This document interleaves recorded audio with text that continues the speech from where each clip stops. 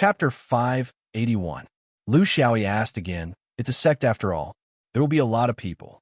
I'm afraid one person won't be able to take care of all of them," Jinren explained. "It's actually a small sect with a few hundred people.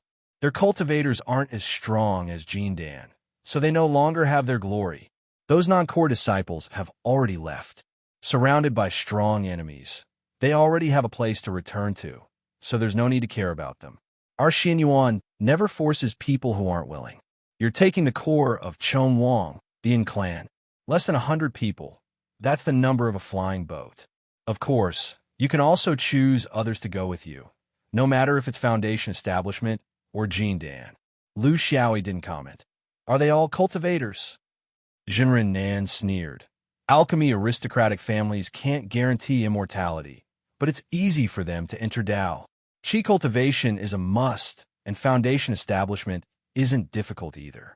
Only on Jindan, they need to rely on themselves and use elixirs as supplements. Such alchemy can't make their own sect stronger. Don't you think it's strange?" Lu Xiaoyi also shook his head. "When alchemy reaches a certain level, it can guarantee that the disciples of the clan will definitely sense qi and become qi cultivators. They can also rely on an almost unlimited supply of Foundation Establishment elixirs and other alchemy methods to succeed in Foundation Establishment. In this aspect, it's very different from the hardships of ordinary cultivators. But it's also because of this that the Yin clan can't improve after forming their core by luck. As the saying goes, success or failure is due to alchemy. Heaven is fair. What you got easily will be repaid in the future. The Yin clan's way of repaying was to not have yuanying for nearly 1,000 years. This is the consequence of taking a shortcut. I've never been to Donghai. Does Martial Uncle have any suggestions on teleportation or flying boat?" Jinren didn't hesitate. "Teleportation when you go, and flying boat when you come back. The teleportation system of the blue sky world is not affected much after the collapse of the spiritual vigor. But there's a problem with inter-regional teleportation. All the forces are vigilant against each other, so there are too many people. It would not be a problem if you were to teleport alone, but if you were to bring a group of people in batches, and they were alchemists that the other party was unwilling to let go of, one could imagine how troublesome it would be. All sorts of excuses, all sorts of difficulties. Even a clay figurine would be enraged. What's more, I'm a swordsman, so I might as well walk on my own free and easy way. Thinking about it, with so many people on the boat, no one would dare to risk universal condemnation. The sect has prepared a special flying boat for you. It's a half-beast, half-boat, half-big-mouthed heron. It can carry 100 people at a time, and it doesn't need to be controlled directly. It can fly on its own and won't interfere with your battles. It's more suitable, but slightly slower." Lu Xiaoyi had no objections. In the end, he confirmed, "Does Donghai have any concerns? Or is it that there are no taboos, and the goal is the most important, and you do whatever you want?" Reverend Nan said without hesitation, "Of course, there are no taboos. I, Xianyuan, want to take back the family clansmen. Whoever obstructs me has ulterior motives and is my, Xuanyuan's, enemy. What concerns do you have now? However, in Donghai, I, Xianyuan, have spies. I'll hand them over to you later. If you have any difficulties, you can ask them for help. However, you must use them with caution. It's very troublesome to arrange these things. You also know that Mount E is short of manpower right now. It's impossible to invest too much power outside. It's better not to expose yourself." Lu Xiaoyi nodded. "Save it. Unless it's absolutely necessary, I won't ask for their help. It's not a spy battle. It's just taking back people. It's a shady business on the surface. Martial Uncle, do I have the right to kill the family clansmen?" Reverend Nin understood what he meant. Even if they were all family clansmen, it was inevitable that there would be a mix of good and bad people. In case there was a mix of disloyalty and wanted to keep the clan in Donghai, there would be no time to reason. Therefore, he wanted to cut the Gordian knot with a sharp knife. He didn't think that Lu Xiaoyi was troublesome. To be able to think so carefully in such a short time, he indeed had a unique side. He was very happy that he now had a sharp knife in his hand. Not only was it fast, but it could also judge by itself. This saved him a lot of trouble. In the past, he would personally take the lead to gather a group of Dan to arrange the tasks and see who would go. Now, he only needed to tell one. As long as there is a sign, just deal with it. The severity is up to you. In the future, don't ask this kind of thing. The first core of our Mount E6 tasks is the safety of the practitioners. Then, it's the interests of the sect. Then, we'll talk about other things. Is there a time limit? We just need to arrive within the year. We've persisted for tens of thousands of years. There's no reason that we can't do it in a few more days. Lu Xiaoyi made a little preparation, not for the battle. For him, the battle was anytime and anywhere. The key was the geographical topography of Donghai, the local customs, the distribution of forces, and the intricate relationship with Xianyuan. He would carefully study these jade slips on the way. Yes, when he decided to go, he would fly instead of teleporting.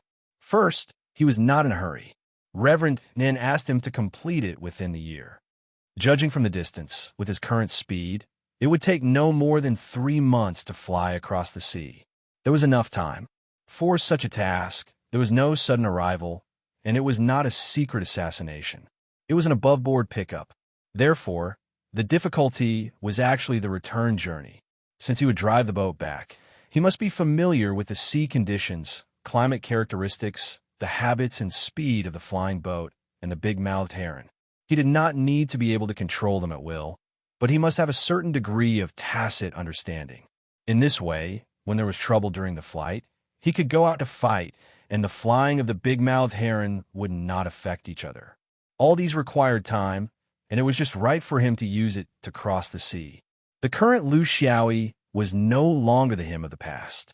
He began to be cautious and self-disciplined.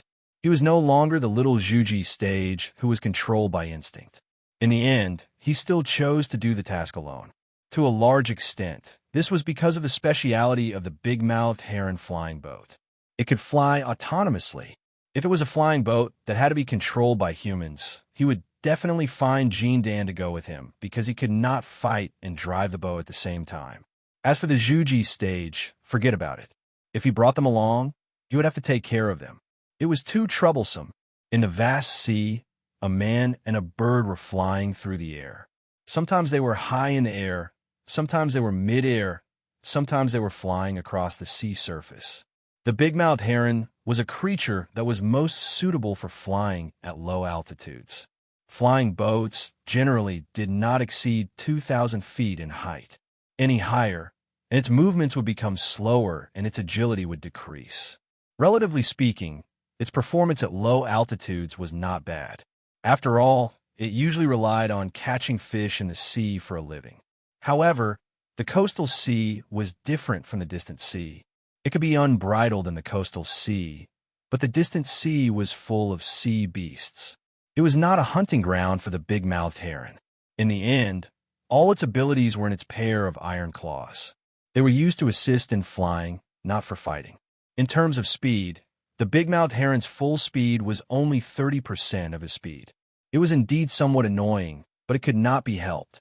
Lu Xiao did not intend to fly like this all the time on the way to the Eastern Sea. After he became familiar with the big-mouthed heron, he would still put it into the bee-soul bag. When a cultivator became familiar with his own speed, it would be difficult for him to tolerate this bird's slowness. Chapter 582. Under the positioning of the stars, Lu Xiaoyi took the shortest shortcut. This was an advantage that other cultivators could not compare to. He and the big-mouthed heron slowly got to know each other during their journey, deepening their impression of each other.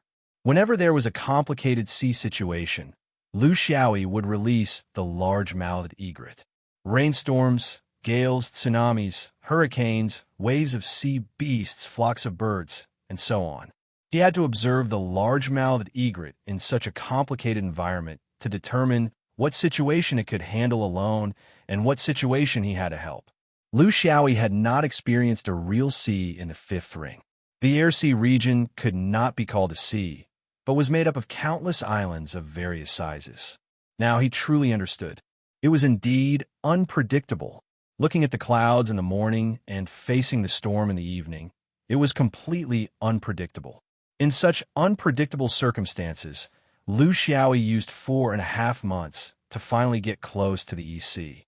When the coastline appeared in the sky, he recalled the big-mouthed heron and began to carefully admire this region that was said to be the most beautiful and fertile region in the Azure Sky world. There was a joke among the Azure Sky people. The heavenly Tao gave the best region to the people of the East Sea. Later on, it felt that it was unfair to the other regions, so it created the Jade Pure people, the Yellow Reverence people, the Guangling people. Among these three sects, the Jade Pure people had no choice but to move out of the East Sea to the South Sea to accompany the eldest brother of the three Pure people, the Grand Pure people. As for the Guangling sect, it had already fallen apart when the Azure Sky Spiritium dissipated and its whereabouts were unknown. Now, it was the Yellow Reverence sect's turn. The three top sects had either left or scattered in the history of the East Sea. None of them had a good ending. It was a pity that such rich resources were wasted. Liu Xiaoyi straightened his body and made a final positioning of the East Sea to determine which coastline he was on. More than 10,000 years ago, there were three top sects in the East Sea. The Shiyu Mountain in the east was the Jade Pure sect's mountain gate. The Thousand Ji Valley in the west was the Yellow Reverence sect's old nest. The Mogan Lake in the west was the habitat of the Guangling sect. When Yuqing was forced to leave the sect, Shiyu Mountain became an ownerless treasure land. After the spiritual opportunity was restored, various forces swarmed in, resulting in a chaotic battle. Of course, it was impossible for the Yellow Reverence people to leave the valley to occupy Shiyu Mountain. They were not strong enough and did not have the guts to do so. They were afraid of the revenge of the three Pure Ones. Most importantly, as a great alchemy sect, the Thousand Chants Valley had one of the best medicinal fields in the entire Blue Sky Empire. The Pavilion of Surging Waves had moved to the Eastern Sea. They were hesitant about where their sect should be located. In terms of spiritual vigor, there was no one in the entire Eastern Sea that could surpass the Jade Mountain. However, they were also worried that if they occupied this place, would they be able to defend it in the future? From this point of view, this orthodoxy was indeed lacking in courage. They were overcautious and overcautious, afraid that the three Pure Ones would come to settle old scores, purposely making things difficult for him. In addition, the Mogan Lake had water as its neighbor, which was the most suitable characteristic for the Pavilion of Surging Waves. Therefore, they eventually replaced the Guangling sect and became the owner of the Mogan Lake. In the battle for Shiyu Mountain, various forces entered the scene. Some were instigated by the Sword Vein, some were secretly instigated by the three Pure Ones, and some were secretly infiltrated by Buddhism. In the end, it was not clear who won. However, in the thousands of years of changes, Shiyu Mountain was gradually controlled by a new force, the Five Elements sect. This was a new force, full of vitality and aggressiveness. It was completely different from the Pavilion of Surging Waves, which was conservative, and the Yellow Reverence people who were decadent and old. It gradually occupied the right to speak in the Eastern Sea. Liu Xiaoyi had always been puzzled. With the Yellow Reverence sect, a small force that did not even have a Yuanying, how did they survive for thousands of years? The Thousand Chants Valley was a piece of fat meat for any sect. In the Eastern Sea, in terms of fighting strength, there were dozens of forces that were stronger than the Yellow Reverence people. Why did none of them dare to make a move? After thousands of years, they only dared to use some unconventional means to force the Yellow Reverence people to leave, but did not dare to take it by force? From the words of the Southern Reverend, some limited secrets were revealed. For example, this lady and was once the wife clan of an earth-shaking great swordsman in Xianyuan. For what he had said, this great sword cultivator must have passed away. Even if he had passed away, his reputation could ensure that his wife's clan would continue for tens of thousands of years. No one would dare to plot against them while they occupied this precious land. If this person was still alive, wouldn't he be able to do as he pleased in the universe? Who is it? There was no clear answer in the history books of Xianyuan. This was also a very strange thing. Who would not want to worship an ancestor who had a great reputation? However, no one was as low-key as Xianyuan. Or perhaps there was something that could not be said. His current coastline was located in the east of the Eastern Sea. In other words, he was closer to the Five Elements sect. There was no need for him to take a detour through the sea. He was not here to be a thief. Under the premise that there were few enlightened masters in the region, there was no need to hide.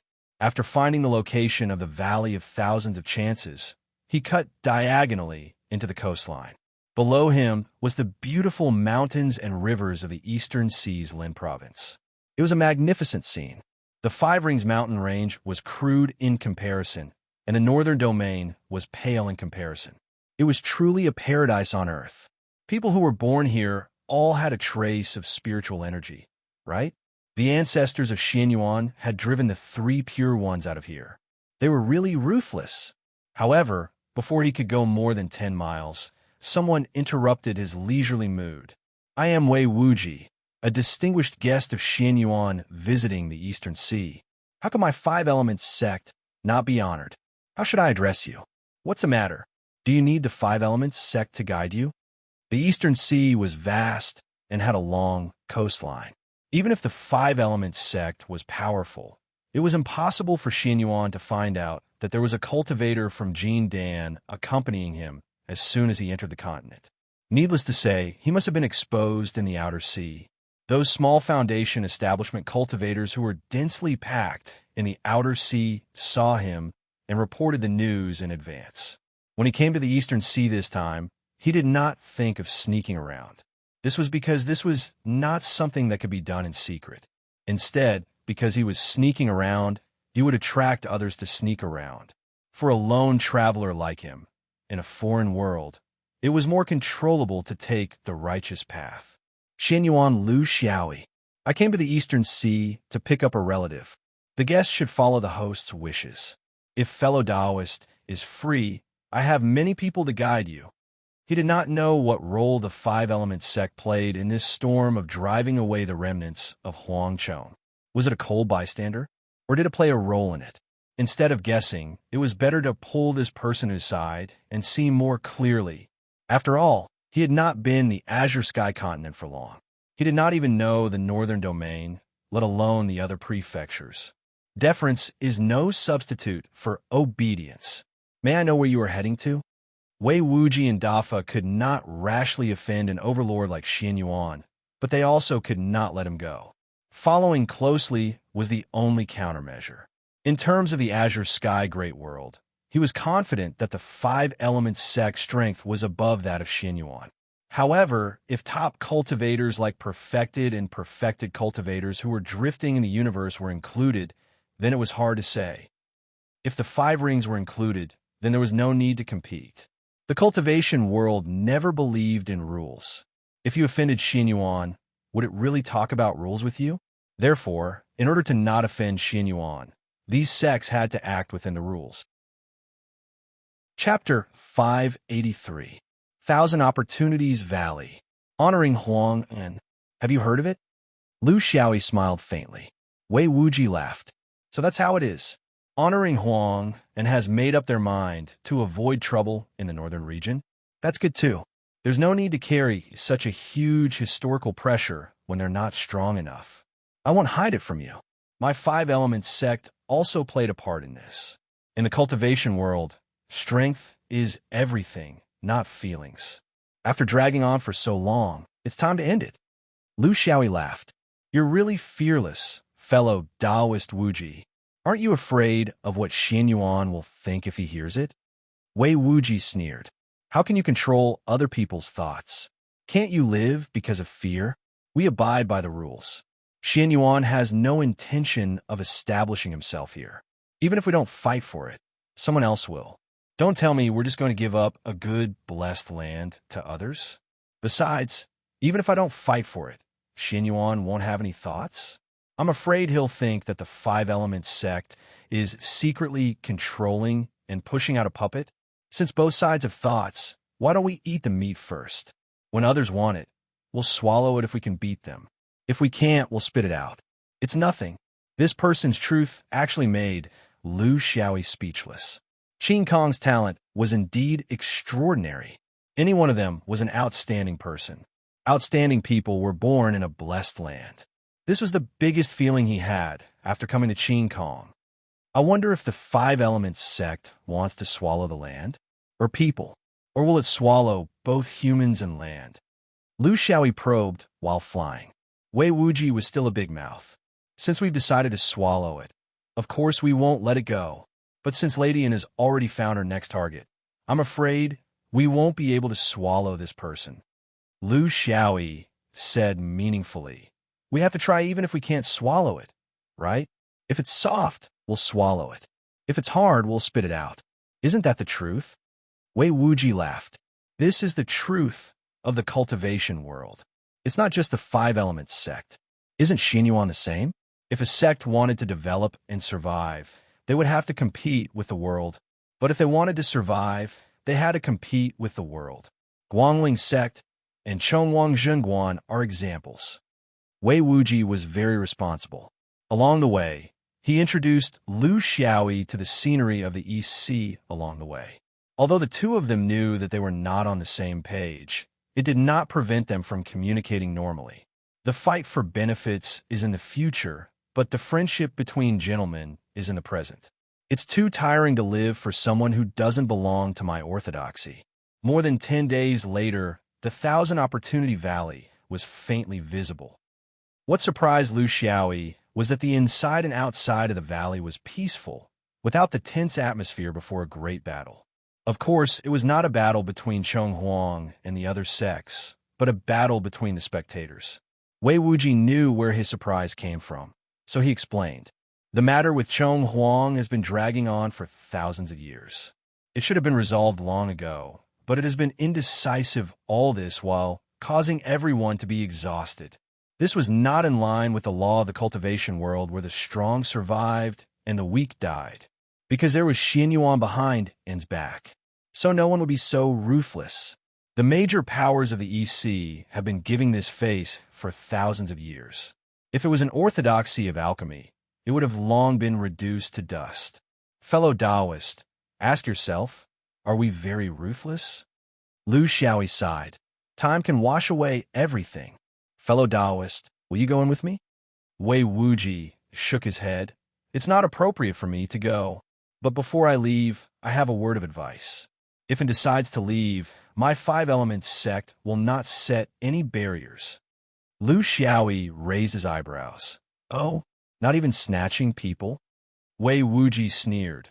Although Chong Huang is unbearable now, they still have hundreds of alchemist disciples. Apart from they have already spread their alchemy skills. However, some of the core skills are still in N's hands. This is also the reason why everyone is spying on them. But to my Five Elements sect, alchemy is not a must for the orthodoxy to be passed down. Chong Huang Zhangguan's alchemy skills were amazing. How are they now? Isn't this enough to explain everything? Lu Xiaoyi clasped his hands. Brother Wuji is a true cultivator. His body flashed as he flew into the valley. He had a feeling that this mission might be different from what he had imagined. Behind him, Wei Wuji released a spell message without any scruples. It was unknown who he was informing. It seemed that everyone had waited for Chong Huang's boots for a long time. Now, it was time to share the cake. The valley was still quiet, so quiet that it made one's heart weak. There was not a trace of the flourishing vitality of a sect. There was really no need for this kind of power to exist. He did not know where the An's clansmen were hiding, and there was no need to search for them one by one.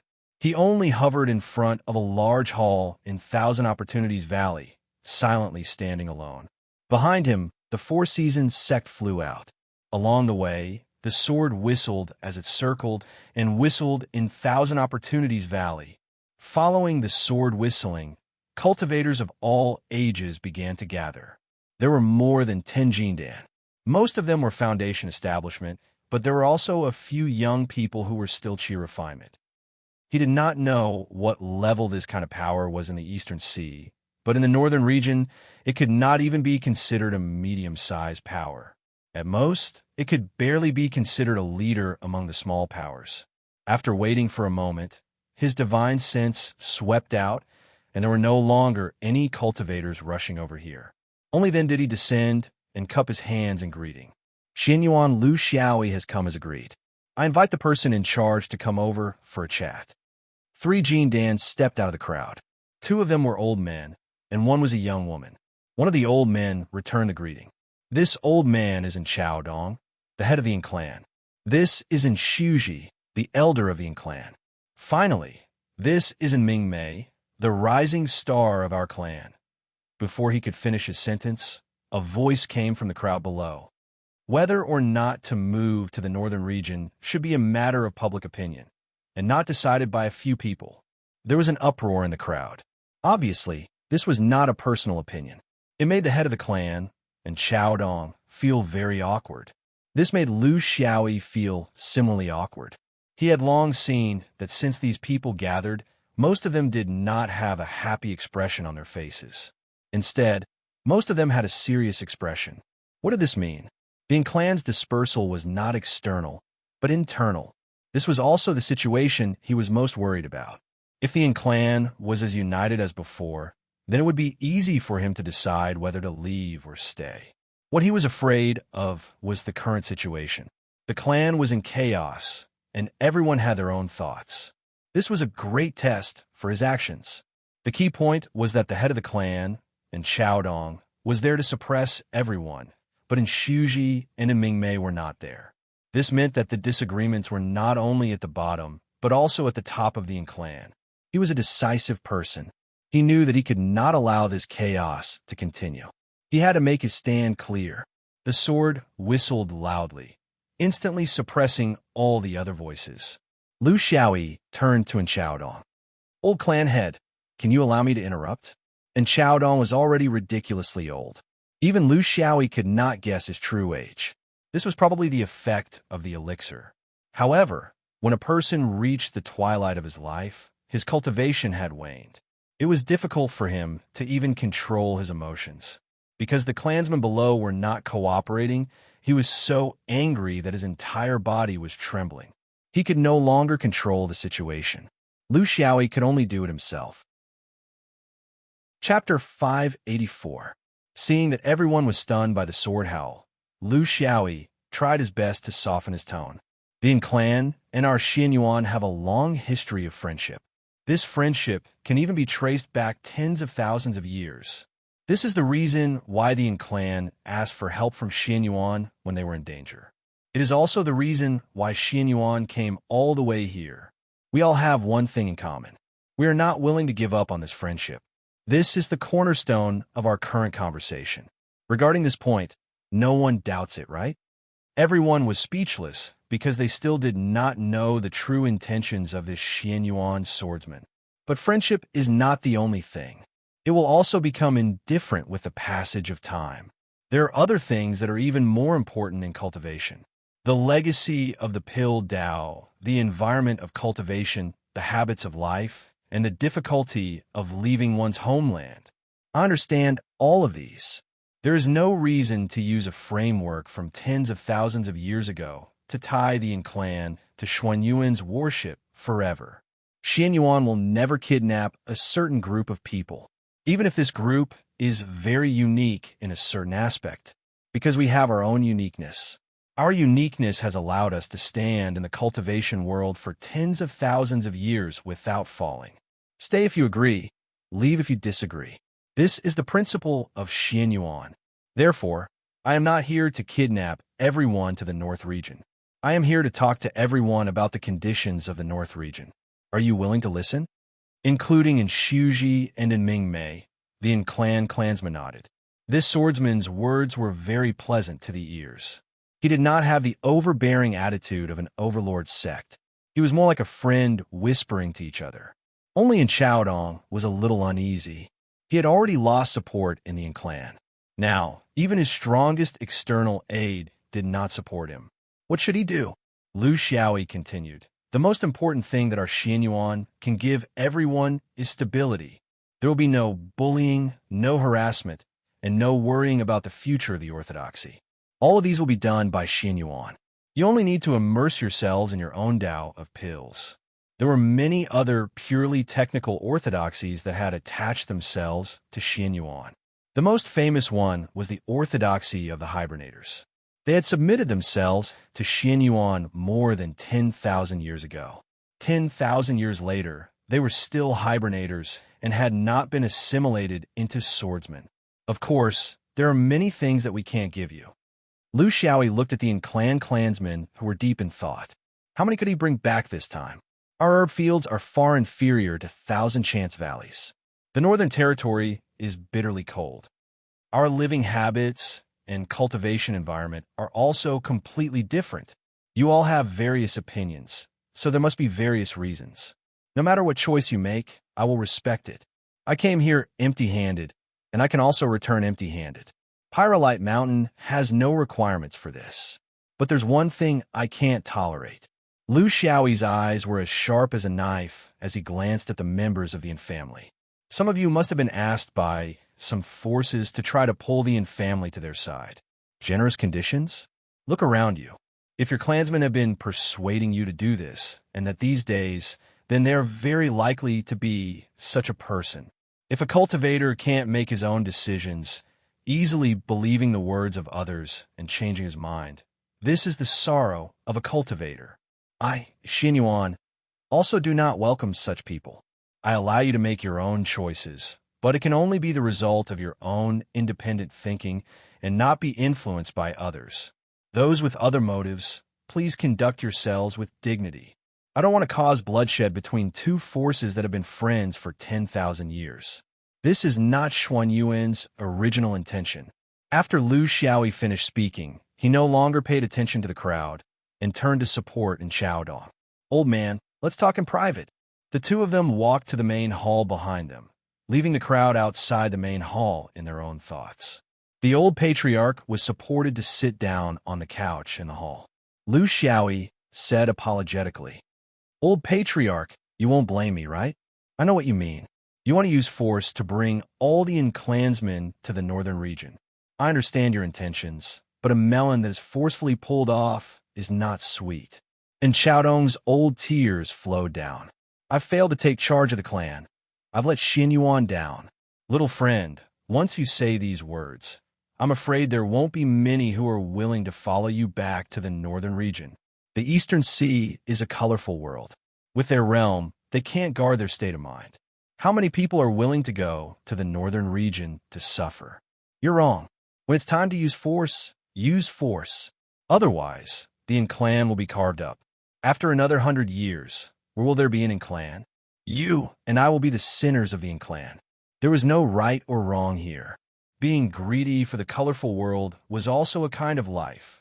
Expecting everyone to have a Tao heart, especially a cultivator who relied on medicinal pills to have a Tao heart, was an impossible task. Lu Xiaoyi saw this very clearly. A clan that could last for 10,000 years was already a great fortune. There was bound to be a day when it declined and disappeared. No human power could save it.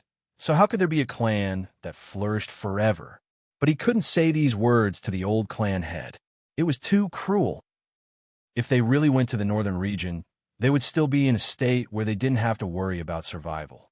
With the Yin clan's current momentum, there would be a day when they would return to being ordinary. Instead, if they stayed in the Eastern Sea, there would be the pressure of survival. Perhaps there would be a chance for their luck to change. Who knew? I'm going to the back to rest. I'm old and can't take all of this. The old clan had staggered away to express his dissatisfaction. This made Lu Xiaoyi very emotional. This mission wasn't something that could be solved by one person's ability. He couldn't change the trend of an entire clan. After a while, Shuji and Mingmei walked into the main hall. It looked like they had already made up their minds. Lu Xiaoyi didn't say anything and just waited quietly. Mingmei hesitated for a moment, but still mustered her courage. Fellow Taoist, we've already decided that the entire clan will stay in the Eastern Sea. Fellow Taoist, we're very sorry to have troubled you and return empty-handed. Lu Xiaoyi acknowledged. There's nothing to be sorry about. The scenery of the Eastern Sea is worth a trip.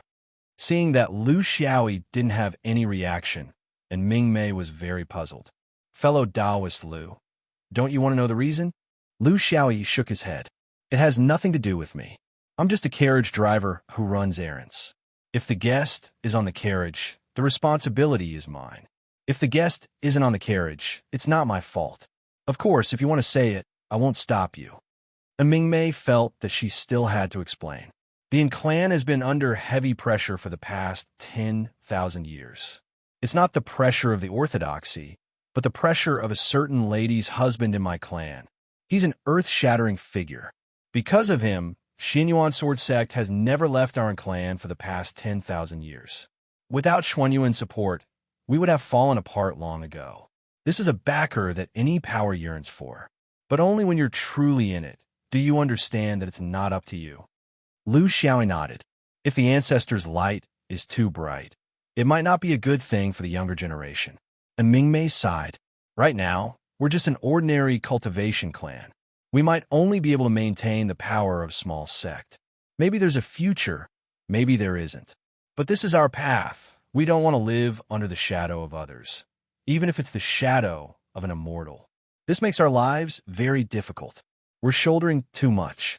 This time, staying in the Eastern Sea was a joint decision of all our clansmen. We won't join any sect. If the heavens want us to perish, then so be it. We want to know, if we don't have Xuanyuan's support, can we survive? If we can, the clan might rise again one day. If we can't, this kind of cultivation clan isn't suitable to continue staying in the cultivation world. We can also survive as a mortal clan. Chapter 585. Lu Xiaoyi decided to leave. Could this be a family without great ambitions? Or could it be a family with its own thoughts? The sun would be very warm on the body, but the premise was that there was a sufficient distance between them. If they were too close, the clan wanted to get rid of their dependence on their relative. But in the Eastern Sea, they were wearing the name of Xuanyuan's mistress. This was understandable. Just like in a mortal world, if a family had a high position, there would be relatives who would benefit from it, but there would also be situations that would affect the development of the family. The key was that the clan's background was too big, too old, and too illusory. Tom would prove everything. As soon as he walked out of the main hall, he felt that something was wrong. It was not that there was any killing intent against him, but he felt that the atmosphere of Thousand Chance Valley seemed to have changed. His 5-element ability had just entered the threshold. Because of the fusion of fate in his mind, the changes in nature were different from ordinary people. The changes that appeared now were like, a small-scale reversal of the 5 elements, changing the heaven and earth. He didn't know, but that didn't mean the other Jinan cultivators beside him didn't know either. They were born and grew up here, so they were familiar with every blade of grass, every tree, every soil, and every stone in Thousand Chances Valley. They immediately understood where the problem was and fled in one direction, but no one cared about Lu Xiaoyi who was standing in front of them. Lu Xiaoyi did not know whether to leave or not. He was in a dilemma. Just as he hesitated for a moment, looking at the empty Thousand Chance Valley, he felt that since it was no longer related, it was better to leave. From that direction, a figure flew in. It was a Mingmei. She was obviously very embarrassed, and the clan's innately beautiful face had an unconcealable urgency. We have let fellow Lu see a joke. We have just separated, but we have a request. I am really unable to speak. Ancestor has lost his mind and is destroying the 5 elements pivot button in Thousand Chance Valley. We are limited by our abilities and cannot stop him. I ask fellow Taoists to help and give the clan a way out. Lu Xiaoyi did not hesitate. Lead the way. He could roughly guess the intentions of clan leader and Xiaodong. Such a stubborn old man at this age, and at the final stage of his life, when his lifelong wish could not be realized, it was very likely that he would take some extreme measures regardless of everything. For example, since they couldn't protect the Thousand Chance Valley, they would destroy it. This was a very normal way of thinking. Of course, right now, he didn't want to think about what would happen to the remaining clan members if he destroyed the Thousand Chance Valley and ruined its medicinal veins. People who were close to insanity would not consider such a question, and Mingmei begged him instead of the other cultivators of the EC. Firstly, he was the closest to her. Secondly, he was from the North Domain. He wouldn't tell anyone about this. If the Thousand Chance Valley was really destroyed, or even if a part of it was destroyed, the clan would have to face the endless anger of the Eastern Sea's major forces. There was no place for him to stand. He could only flee far away. Wait, this could also be in Chowdong using the most extreme method to force the entire clan to move to the north. He was not crazy, nor had he lost his mind. He was just a stubborn old man trying his best. After 10 breaths of time, the two of them arrived at a small hidden valley. This valley didn't even have a name on the map of the Honorable Yellow Sect. It was the core secret of the Honorable Yellow Sect, and later on, it became the secret of the clan. It was related to the safety of the entire Thousand Chance Valley. It was not the safety of battles, but the safety of the spirit fields that the Tao of Pills relied on the most. If the spirit fields here were the same as the ones outside, would the Thousand Chance Valley still be the Thousand Chance Valley? There was a secret formation in the small valley. It was set up in an ancient and simple manner. Even Lu Xiaoyi, who was not particularly proficient in formations, could tell at a glance that it was actually the most basic 5 elements conversion formation. It had no other functions. The key is the 5 elements stone. This is a strange pillar that the Honorable Yellow Sect's meridian opening ancestor brought from the outer space. After tens of thousands of years, this strange pillar has completely fused with the Thousand Chance Valley's earth veins. The array is adjusting the 5 elements transformation array of the Thousand Chance Valley, making it lean towards the earth element. In this process, the array's function is secondary. The 5 element stone pillar's 5 element characteristics are the key. What Grandpa Zhu is doing is reversing the 5 elements and reversing them. He is artificially destroying the 5 element structure inside the strange pillar to achieve the goal of destruction. Once successful, the Thousand Chance Valley will never return to its previous state. What Chowdong was doing required a long process. Lu Xiaoyi was very puzzled. How'd he do it? I don't think that such a wondrous item can be done by just relying on one Jin Dan. Can this thing be completely destroyed? And Ming Mei explained, there is no need to completely destroy it. As long as a part of it is destroyed, the earth element spirit Qi in the Thousand Chance Valley will greatly weaken and return to normal. There will no longer be precious spirit plants, and the remaining few will lose their value due to the long growth period. Grandpa Zhu is able to do it because he has the stone core of this 5 element stone pillar.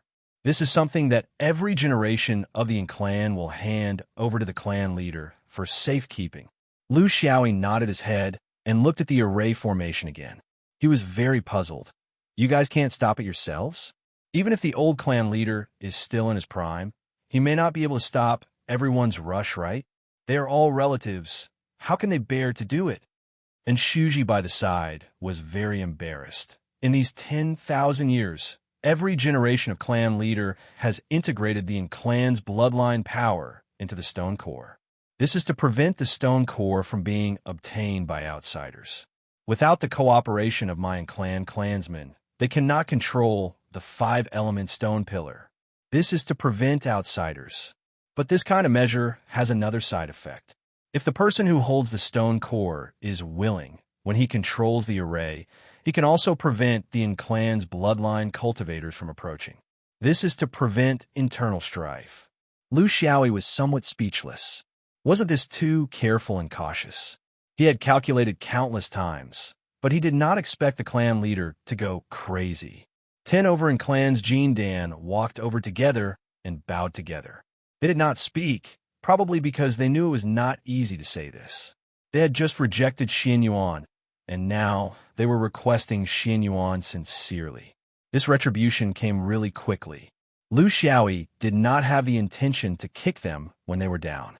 If they did not want to help, he should not have come. Since he came and helped, there was no need to take advantage of them verbally. The human heart was tender and the easiest to hurt. There was no need to, just as he was about to step forward, and Ming Mei by the side could not hold it in any longer. Her clansmen did not want to say it, but she had to. Even if it was embarrassing in front of family, she still could not stand by and watch.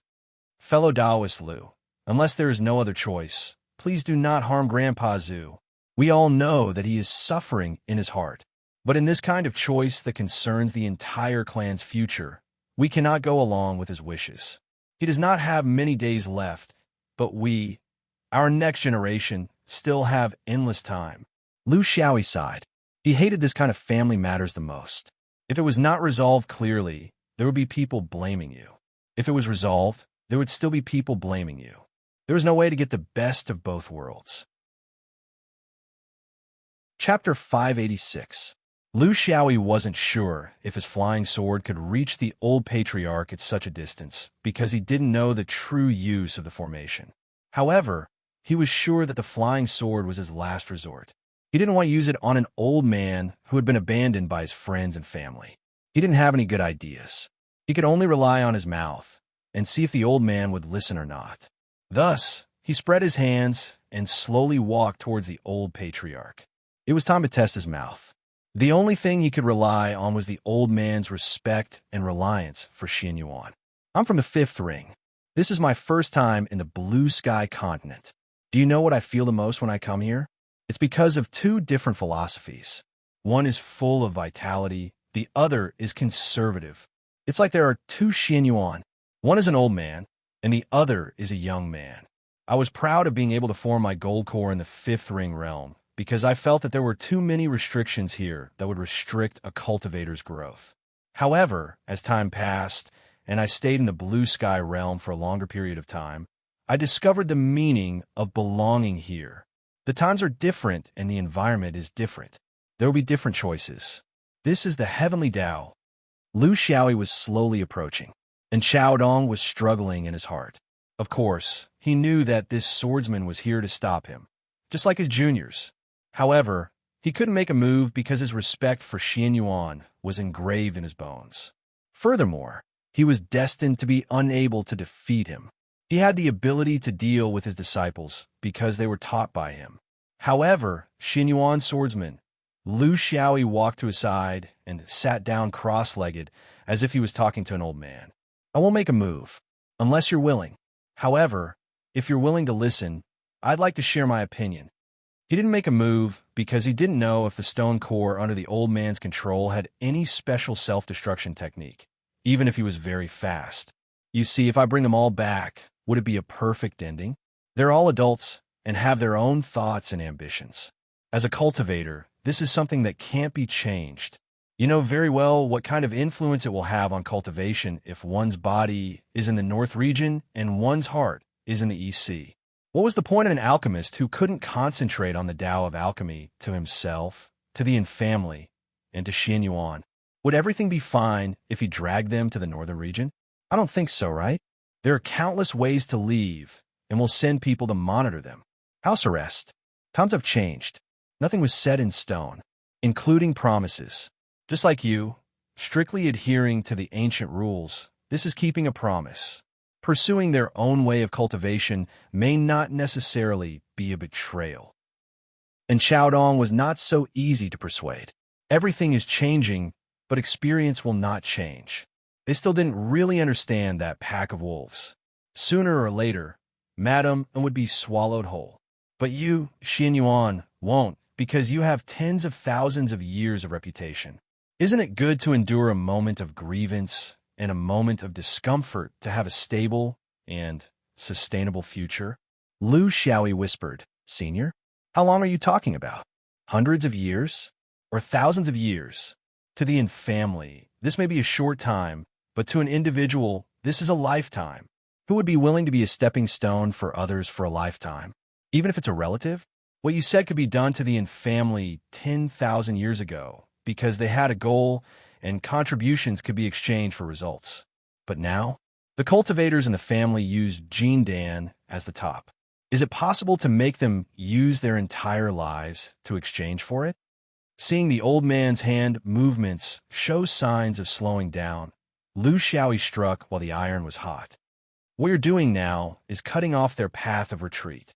Without the spirit fields, the people of the Eastern Sea will shout at the family. Because in the eyes of the people of the Eastern Sea, Thousand Chances Valley isn't just the property of the family, but also the commonwealth of the Eastern Sea. Your clansmen will also think that this is a trap set up by you and Xin Yuan. forcing them to go to the northern region. How can there be any trust left? But I can tell you, even if the family gives up Xuanyuan's protection, in the future when the family is in danger, Xianyuan will not sit idly by. And Xiaodong let out a long sigh and finally put down the stone core in his hand. He was old and had lost his self-control. In a moment of impulse, he made such a reckless move. As far as the result was concerned, he knew better than anyone else. The reason he persisted was that he did not want to show weakness in front of his descendants and relatives. Only an outsider like Lu Xiaoyi could possibly make him feel ashamed. I still have a condition. The old man's stubbornness made people speechless. Lu Xiaoyi could only brace himself. Please say, as long as it's within the scope of my ability. With his back to the crowd, the old man sneered. There's one thing you're wrong about. Thousand Chances Valley is my Chong Huang Jingguan's Thousand Chances Valley. If the ancestor didn't bring back this strange pillar from the universe, this place would never become the best spirit fields in the Azure Sky continent. His hand slipped, and an identical stone core appeared. This was originally the Chong Huang Jingguan's and my family's biggest secret. But now I can't find a trustworthy clansman, so I can only entrust it to you. There are two stone cores. One is the normal 5-element stone core. The other is the strange 5-element stone core. Our patriarch's inheritance has always been using the normal 5-element stone core to show people, plus the power of the bloodline and so on. In fact, it's all to fool people. The real control is in the strange 5 elements stone core. This is the secret of the secret. The descendants are unworthy and can't protect the family property. The normal 5-element stone core can't be kept, but as long as the strange 5-element stone core is here, there's a possibility of taking back the Thousand Chances Valley. Today, I entrust it to you, hoping that in the future, when my family rises again, you can return it to them. Lu Xiaoyi sighed. Senior, I'm not afraid of trouble, but I'm running between the Azure Sky 5 rings and don't know my future. There's no one in your family that you truly trust? The old man shook his head. Who else can I trust? I personally raised them, and even my closest great-granddaughter didn't help me. As for you, there's no such thing as a perfect plan in this world. Arrangements are arrangements. Leave the rest to fate. He stuffed the strange stone core, and a jade slipped into his hands with a mysterious expression. I know you, Xianyuan, are the best at causing trouble. No matter who gets the Thousand Chances Valley in the end. If you believe me, it will definitely be inextricably linked to the 3 pure ones. When the time comes, hold this strange stone core and sneak in through the changes of the 5 elements without anyone noticing. Even enlightened masters and true monarchs won't be able to discover you. This is a secret that my Reverence Yellow sect has already tested. Lu Xiaoyi was speechless. Why would I sneak in? Why would I not be a good swordsman and come here to be a thief? And Xiaodong winked with a you-know-what-I-mean look. He hated the other sects in the EC for not giving his family a chance. He wanted to take revenge, but didn't have the ability. So he placed his hopes on this Xianyuan swordsman from afar. Swordsmen were bold and ruthless. There was nothing they didn't dare to do, so it was perfect. Chapter 587. P.S. The holiday is over, and the activity is over. Thank you for your support. The swordsman's performance is not bad because of you. Sloth is also tired. These days, he is even worse. His stock has been used up. What can I do? So, I have to rest for a while. From now on, I have to think about the direction of the plot. I wish you all the best in your work. Lu Xiaoyi carefully felt the 5-element stone pillar. Senior, I'm afraid that your actions just now have damaged this strange stone. Why do I feel that the aura of the Thousand Chance Valley is somewhat disordered? And Xiaodong smiled. Do you all think I'm crazy? Angry out of humiliation? Haha, I just want to leave them with such an illusion. If I hand over the Thousand Chance Valley intact, I won't be angry, and the force I take over will be suspicious. So I must destroy it. If I destroy it too much, it will bring trouble to the family. If I destroy it too little, I will be sorry to the ancestors. So, 30% of it is just right. It is not only within their tolerance, but also relieves the anger in the heart of the old man. They will not be able to return to the prosperous state of the Thousand Chance Valley for hundreds of years. This is one of the reasons. Second, only by destroying part of the five-element stone pillar, they will have to rely on the family. They have to rely on us to repair it. The five-element stone pillar has bloodline restrictions, which is prepared for this reason. Third, if I don't do this, will you come? How will I have the chance to entrust it to you? Lu Xiaoyi was completely speechless. This old guy was just acting to deceive everyone. His carefully prepared words were all nonsense. No matter whether he said it or not, the old guy would stop. Now, he even tricked him into making a promise to the family's future. As the saying goes, old people are shrewd. Seeing his unwillingness, the old man comforted him. You also have benefits. This five-element stone pillar can control the five elements of the strange stone pillar. When people are in it, they can fully understand the wonders of the five elements. This is something that the five-element stone pillar can't do. As a cultivator, no matter what orthodoxy, who can break away from the five elements cultivation? Especially for Jean Dan, the sooner you understand it, the sooner you will benefit. When you come here, you can. Seeing the old man start winking at him again, Lu Xiaoyi was completely defeated. Senior, when you sent the letter to Xian Yuan, you actually hoped that someone would come and help you play dirty tricks. In fact, you also knew that no one would follow me, right? And Chao Dong smiled. It's best if you can take her away. Even if you can't, there will be consequences. We can't let those people take advantage of us. Originally, if you came earlier, I could have set you up with a wife. The women of the clan are famous in Azure Sky for being beautiful and virtuous. Lu Xiaoyi hurriedly waved his hand. Junior's heart belongs to someone, so I shouldn't waste her youth. Senior, before I came, you probably already knew about me, right? This old fellow, he's already so old, yet he's still using the honey trap. What a shameless old man. However, since he was willing to give him such a precious stone core, it seemed like he already knew something. It was impossible that he would trust a Xian Yuan swordsman so much. Even if there was no problem with loyalty, there would be a barrier in terms of strength. If it was an ordinary swordsman like Yu Hang, he wouldn't be able to bear such a responsibility. And Chao Dong smiled mysteriously. I have my sources. You're from the fifth ring.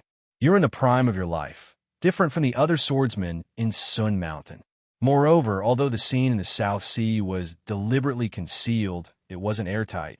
To be honest, I was the one who asked Sun Mountain to send you here. How could a person who was chosen by the fifth ring and sent to Azure Sky to carry out a stable mission be an ordinary person? So I'll take the bet. Lu Xiaoyi was already too tired to complain. All right, senior, you win. I wish you a happy old age in the East Sea. The old man shook his head. Thank you, but you shouldn't bless me. You should bless them. As for me, I've damaged the foundation of Chong Huang for tens of thousands of years. Someone has to bear this responsibility. The old man turned around to greet his clansmen. Lu Xiaoyi silently retreated. The old man's choice of leaving was not unexpected, although they were not familiar with each other, and he was even played around by the old man. This did not mean that he did not respect him. No matter what, he was a competent clan leader. Unfortunately, the situation forced him to do so, and there was nothing he could do. From afar, the old clan leader was explaining something to the younger generation. He solemnly handed over the five-element stone core. Lu Xiaoyi touched the real five-element stone core in his hand, sighed, and turned to leave. After flying for a short distance, he vaguely felt a fluctuation of spiritual vigor behind him. That was Jean Dan's death. The world was like an illusion. Before he came to the EC, he would never have thought that the final result would be like this.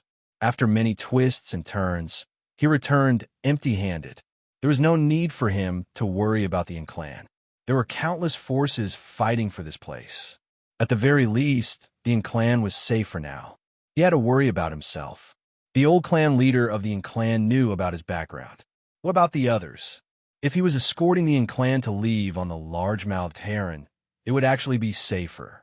This was because this was Xuan Yuan's mission. If they attacked him, the clan would not be able to return. This would be the confrontation between the sects, and Xian Yuan would have a reason to forcefully intervene in the affairs of the East Sea. However, if the clan did not leave and he returned alone, it would not involve the sect's mission. There would be the possibility of learning from each other, and this kind of learning from each other could be fatal. He had to consider this problem. This was the same as in the Fifth Ring. When you went to other provinces, you had to be mentally prepared to meet the challenges. This probability might not be high, but he would not forget the message that Wei Wuji sent in front of him when he came to the Thousand Chances Valley. He did not know who it was sent to, but the old clan leader said very clearly that among the forces that wanted to get the Thousand Chances Valley, the final winner must be inextricably linked to the Three Pure Ones. The Three Pure Ones are really like lingering spirits. They're everywhere. The Wangbei clan had them, the Kuan Daoli world had them, the Yue realm had them, the Whirling Star had them, and now they were in the Blue Sky sect. They were really old enemies that could not be shaken off. They not only wanted your life, but also forced you to keep moving forward. When he came out of the Thousand Chances Valley, he found that Wei Wuji was still there. He was smoking alone, but he did not have any intention of coming over to say hello. This was very unreasonable.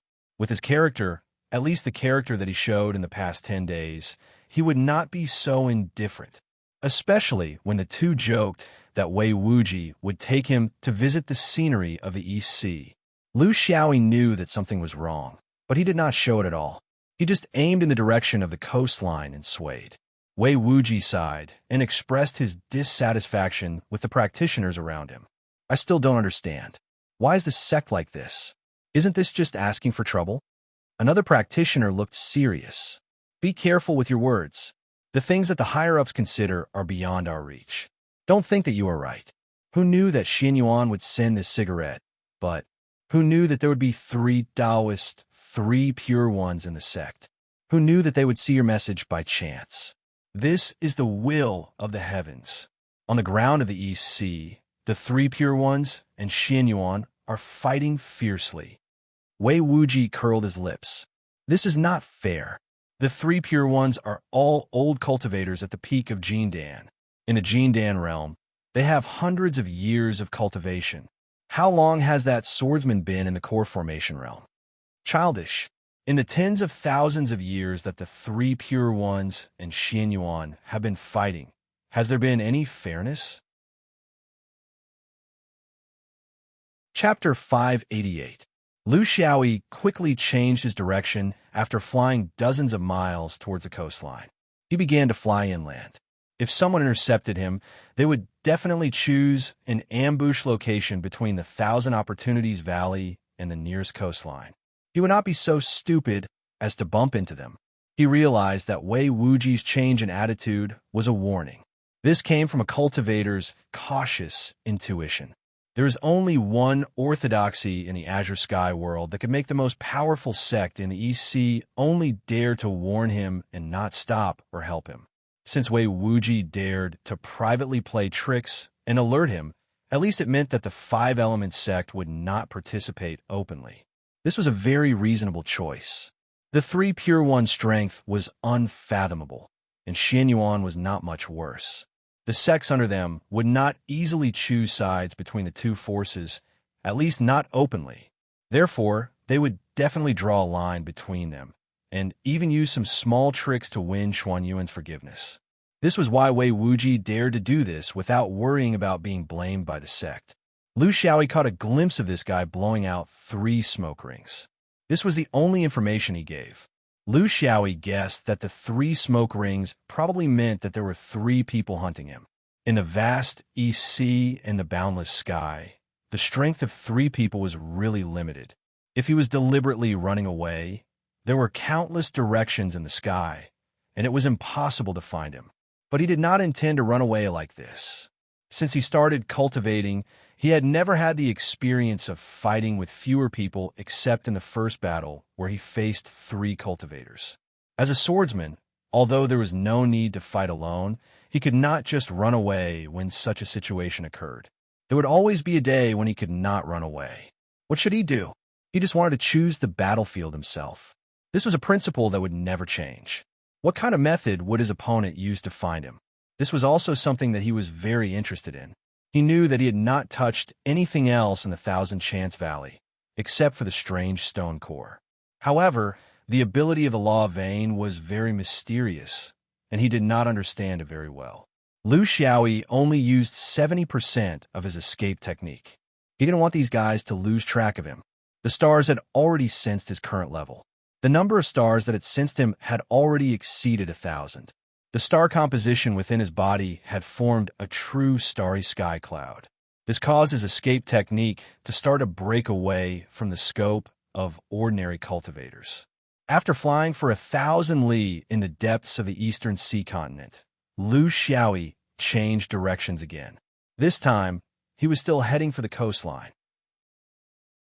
The sea was not biased towards the combatants, but it was very important to him as he was alone. Because the sea was like a mirror, he could extend his spiritual sense to the farthest distance. He could detect and judge the intentions of unfamiliar cultivators approaching from the farthest distance. If he was in the East Sea continent, where cultivators frequently appeared, he would have to pay attention to every cultivator that appeared, even if it was just a passerby.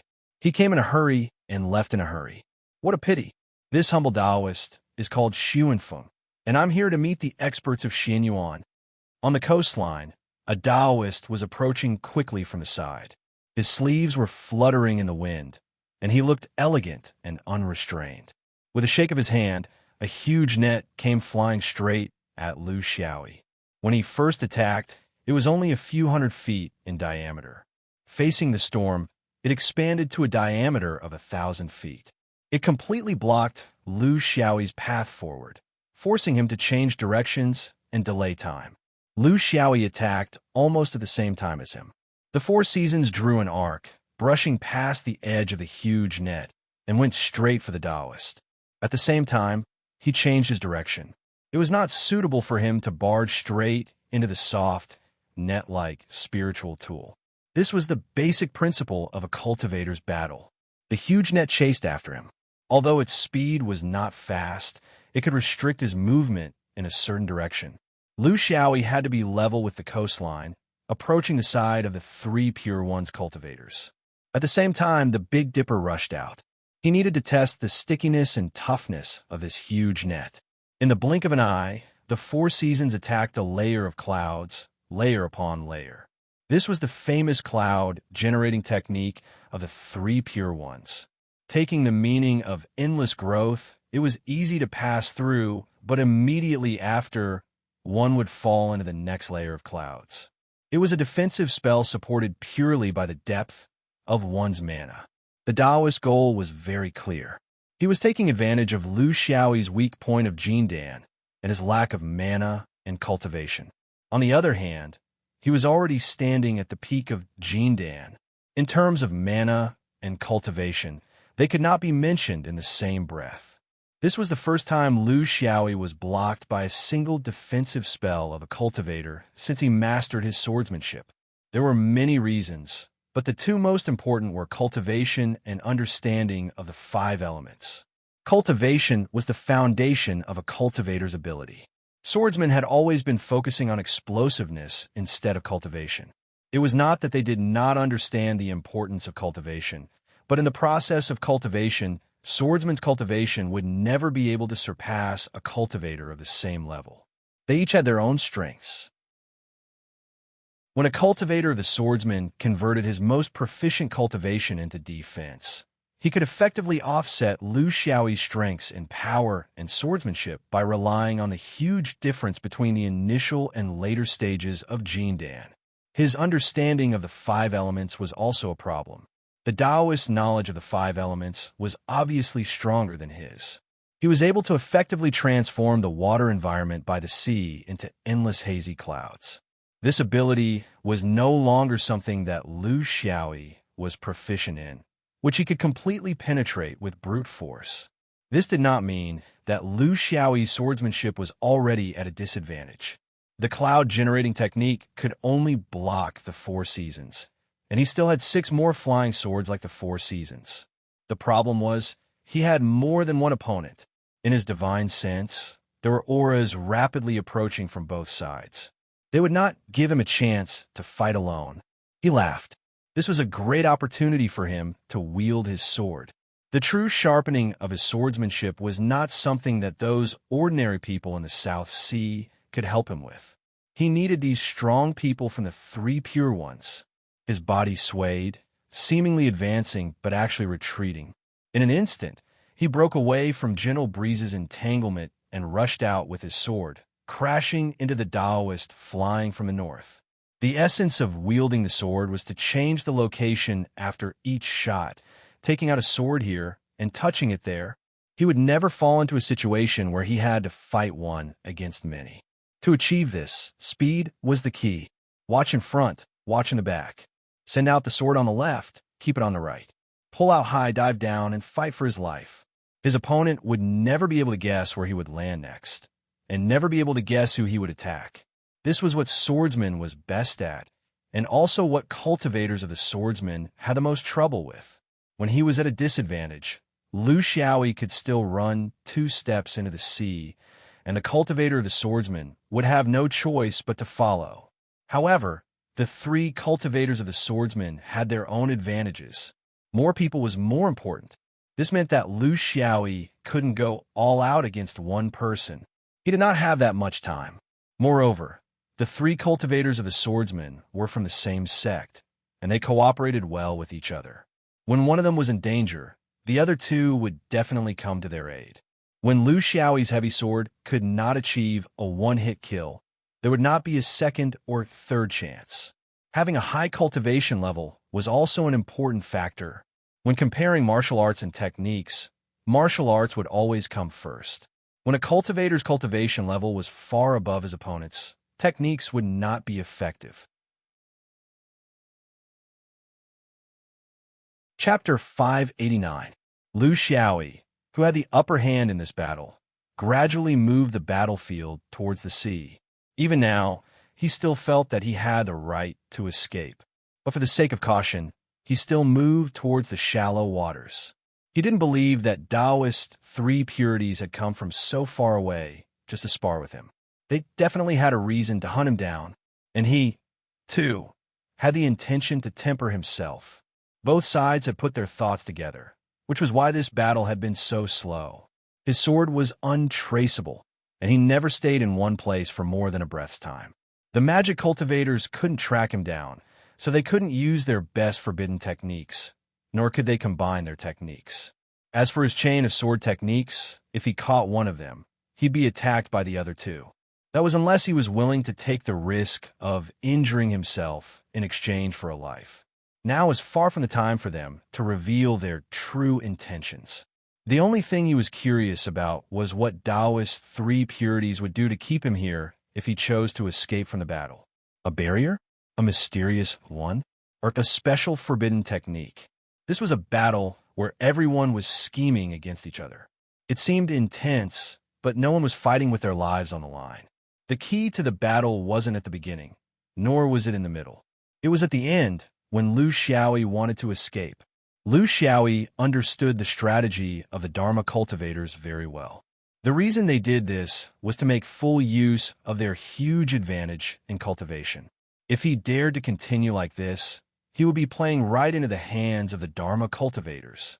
Lu Xiaoyi naturally wouldn't let them do as they wished. Swordsmen love to fight. They wouldn't intentionally put themselves in unnecessary danger.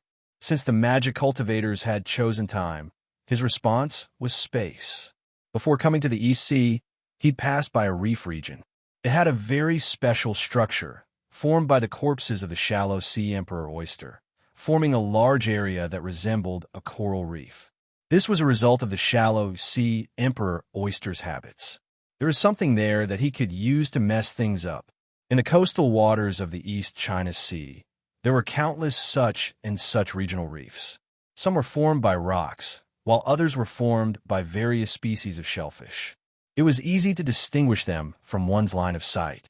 They were light green, and dark green. Looking down from the sky, they looked like pearls embedded in the sea. The reef formed by the shallow sea emperor oyster was not conspicuous, but Lu Xiaoyi could still find it with his precise positioning of the stars. This was the battle he had chosen for himself, or it could be said that it was his escape route. In fact, when he was intercepted, he knew that this would be a fierce battle to the death. When he had gone all out, the spell cultivators would have used methods to restrict his movements. The outcome was hard to predict. Every spell cultivator had a few hundred years more cultivation experience than him. This was not something that could be smoothed out in a short period of time. Therefore, rather than saying that the spell cultivator was wearing down his magic power, it would be more accurate to say that he was beating the spell cultivator at his own game and bringing the spell cultivator to the battle space that he had chosen. Now, he was still a few dozen miles away from the Emperor Oyster's submerged reef. He could start now. He leaped out of the battle circle, and his body flew outwards as he mocked. I'm a guest of the East China Sea, but it's the South Sea people who entertain me. How strange, how strange. The journey is long, and I have to conserve my strength for the journey. I'll take my leave now. There's no need to send me off. Gentle breeze Taoist sneered. If the three pure ones don't say anything, can you leave? He pointed at Lu Xiaoyi, and he immediately felt the pressure, as if he was carrying a mountain on his back. Just as Lu Xiaoyi thought, the three of them did have the intention of wearing down the swordsman's magic power. The swordsman was known for their explosive power, and no one in the cultivation world could compare to them. Especially when they were forced into a desperate situation, they were even more ferocious. It was not difficult to drag someone down with them, but the question was who would be willing to be the scapegoat. The three of them were cultivators who came to the Five Elements sect for an exchange. This was a tacit understanding formed between the two sects over thousands of years. When the Five Elements sect was first established, it received a lot of help from the three pure ones. In this regard, the Dharma vein had an innate advantage that the sword vein could not compare to. The news of Wei Wuji arrived at this time, and someone in the Five Elements sect revealed it to the guests. Thus, there was the future. The three pure ones had countless spies in the major provinces, and this was the characteristic of the three pure ones. Their expansion and influence were always silent and never stopped. In view of the fact that Taoism was spread throughout the cultivation world, their expansion was not as conspicuous as the sword vein and the body vein. By the time you discovered them, their wings were already fully grown. The arrangements in the other provinces were better. Due to the great power of the three pure ones, the landlords often dared not speak out. However, it was different in the North region. As long as there was solid evidence, they would definitely wipe out everything. Thus, it was difficult to establish, and they had to be very careful. The Knowledge Update Temple was the most successful example of the three pure ones in the North region. They were very careful and did not dare to cross the line. Many cultivators in the Knowledge Update Temple did not step out of the North region in their entire lives because they were afraid that Su-on Yuan would be suspicious. Or it could be said that although there were suspicions, there was no actual evidence. Wei Yin was a cultivator that the three pure ones thought highly of. When he was building his foundation, he had received guidance from the three of them and could be considered half a teacher. However, he was killed by Su-on Yuan's cigarette, but on the Jima Peninsula in the South China Sea. This caused quite a stir among the three pure ones. Thus, after many inquiries, they had a preliminary understanding. This time, they heard that cigarette but had come to the East Sea. How could they let go of such a rare opportunity? However, before they attacked, they knew that the swordsman was difficult to deal with. Thus, even though the three of them surrounded him, they had to exhaust his mana as much as possible. This was the essence of a battle between cultivators. Just like the swordsman's speed, cultivators of the Dharma were best at grinding. Of course, both sides knew each other's characteristics like the back of their hands. Just like how a cultivator of the Dharma would not compete with a swordsman in terms of speed, a swordsman would not compete with a cultivator of the Dharma. His interest had been exhausted, and he felt that there was no need to continue fighting. It was normal for the swordsman to start running. It would be abnormal if he continued to grind. Now it was time to see who was the real deal. Lu Xiaoyi felt his body sink. He immediately understood that he had been hit by the most effective technique of the Dharma Meridian against agile opponents. Mountain Crush. This was a technique that activated a mysterious force. Wherever the technique was directed, the opponent would feel as if they were carrying a mountain on their back. The mountain wasn't smashed, but it was a directional weight transfer. The higher a cultivator's cultivation was, the more they could carry the weight of the mountain. Through a mysterious connection, the weight of the mountain could be pressed down on the opponent's body. It couldn't be touched or seen, but the weight of the mountain could be felt. Regardless of whether it was in the Five Rings or in the books of Mount E, there are descriptions of this technique and corresponding countermeasures. The simplest and most direct way was to use the mysterious force against the mysterious force to remove the mysterious force of the opponent's mysterious force. However, just like how not every cultivator of the Dharma Meridian had the mysterious ability to cast Mountain Crush, not every swordsman had the mysterious ability to remove the mysterious force of the opponent's mysterious force. There were other non-mysterious methods as well. For example, entering and exiting a space or enchantment with strong enough concealment would naturally cause the mysterious force to disappear. Another example was to use a fake death talisman to deceive the mysterious force. Lu Xiaoyi did not have such a space or enchantment, nor did he know how to fake his death. However, he had the luck-severing flying sword and could directly deal with the mysterious force. However, he did not want to reveal it just yet. Just like how the three Taoists wanted to kill him, he wanted to kill them too. Towards those who provoked him, he would not consider any other countermeasures other than death. Chapter 590. Lu Xiaoyi could fly even with a mountain on his back.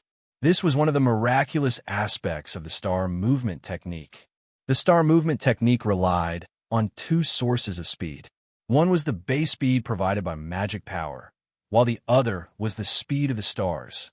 During the foundation establishment stage, a cultivator's ability to sense and understand the stars was limited, so the base speed was more important than the speed of the stars. But once they reached the Jin Dan stage, their ability to sense the stars would increase, and the two sources of speed would become equal. They complemented each other, and it was hard to say which one was more important. At the Yuanying stage, the speed of the stars would be more important than the speed provided by the cultivator's own magic power. Finally, at the true monarch stage, one speed would be completely dependent on the speed provided by the stars. It wouldn't have much to do with the cultivator's own magic power. Therefore, to the current Lu Xiaoyi, the source of his speed was the celestial evasion. Therefore, compared to the thousands of stars that he could sense, a mountain was nothing. Let alone a mountain. Even if an entire realm pressed down on him, he would still be able to maintain half of the speed provided by the stars. In other words, he could still maintain 60 to 70% of his normal speed.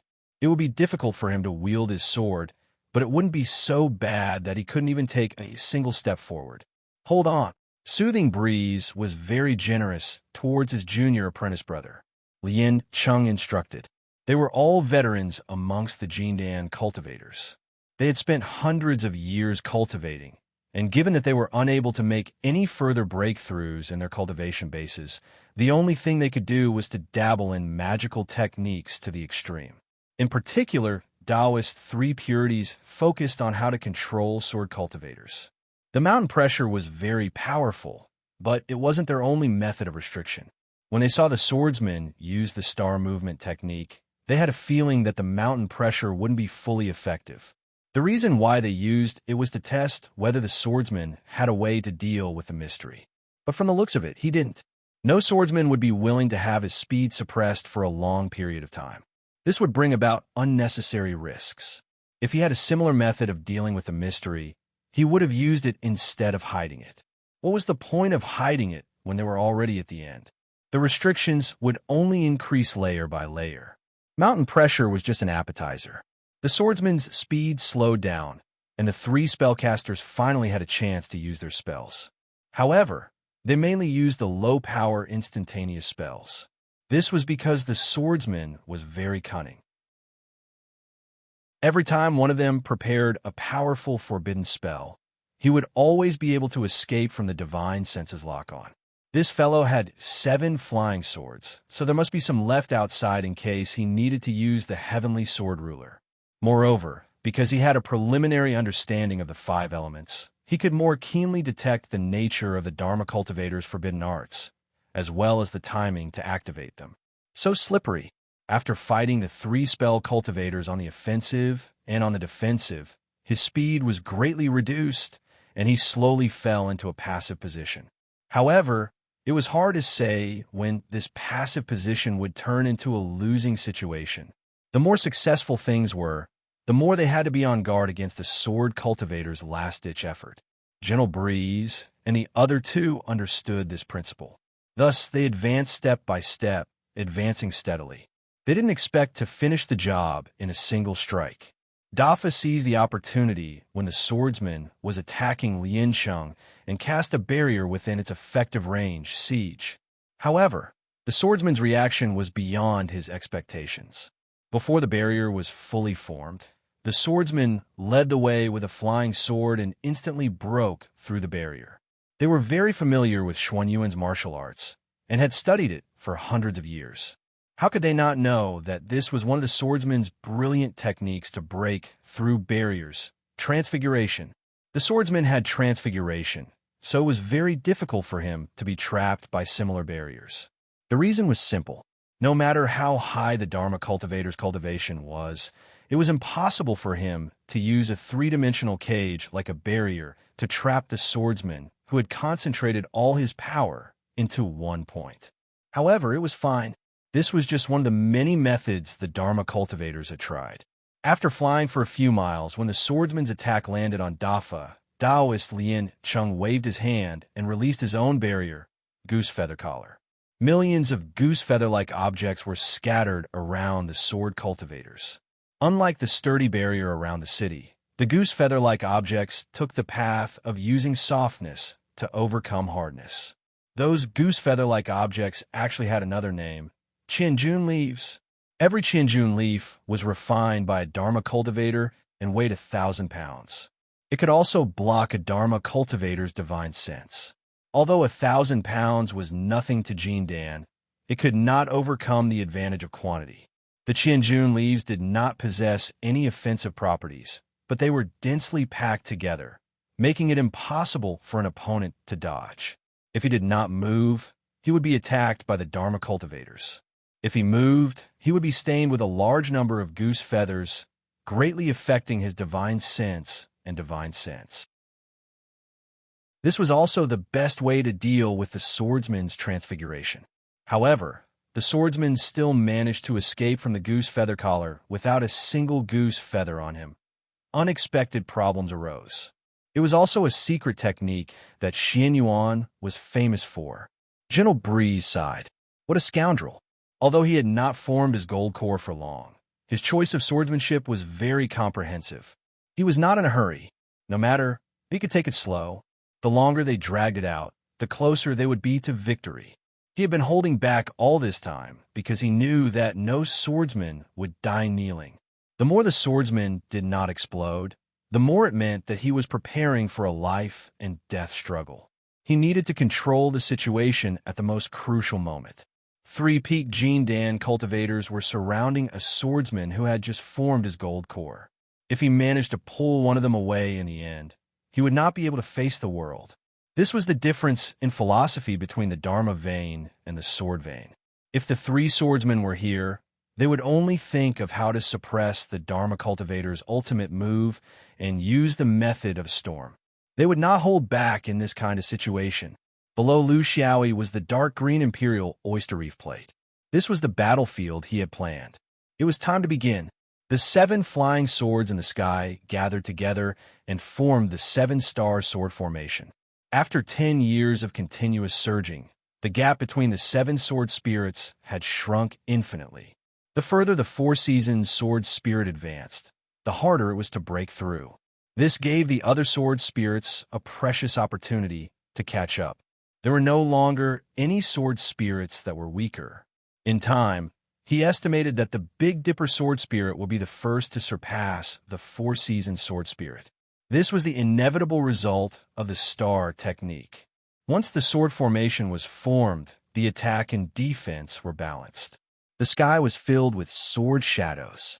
In an instant, the disadvantage was reversed, and there was even a faint hint of suppression.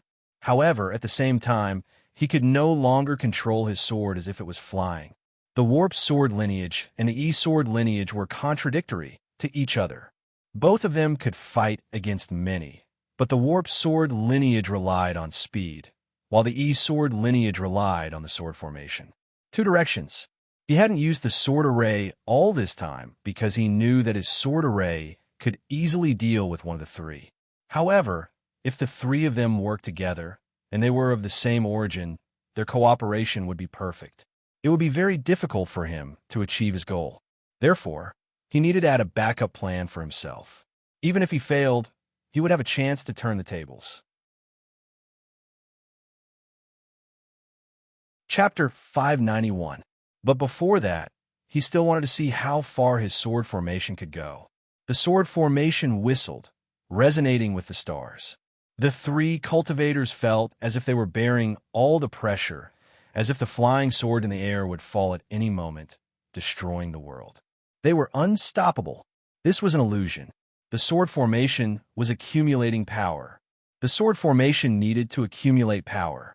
It wasn't like how he had dealt with Wei Yin in the South Sea, where the sword formation had immediately gathered power and slashed out.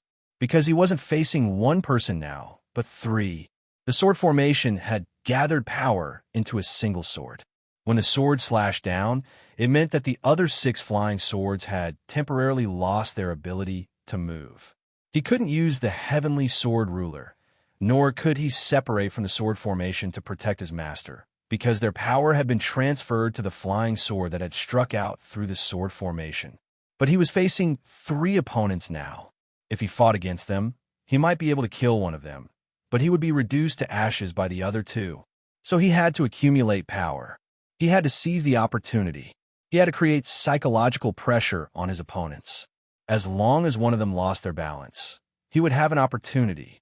Lu Xiaoyi also hoped that his opponents would fight against his sword formation, looking for an opportunity to attack and defend.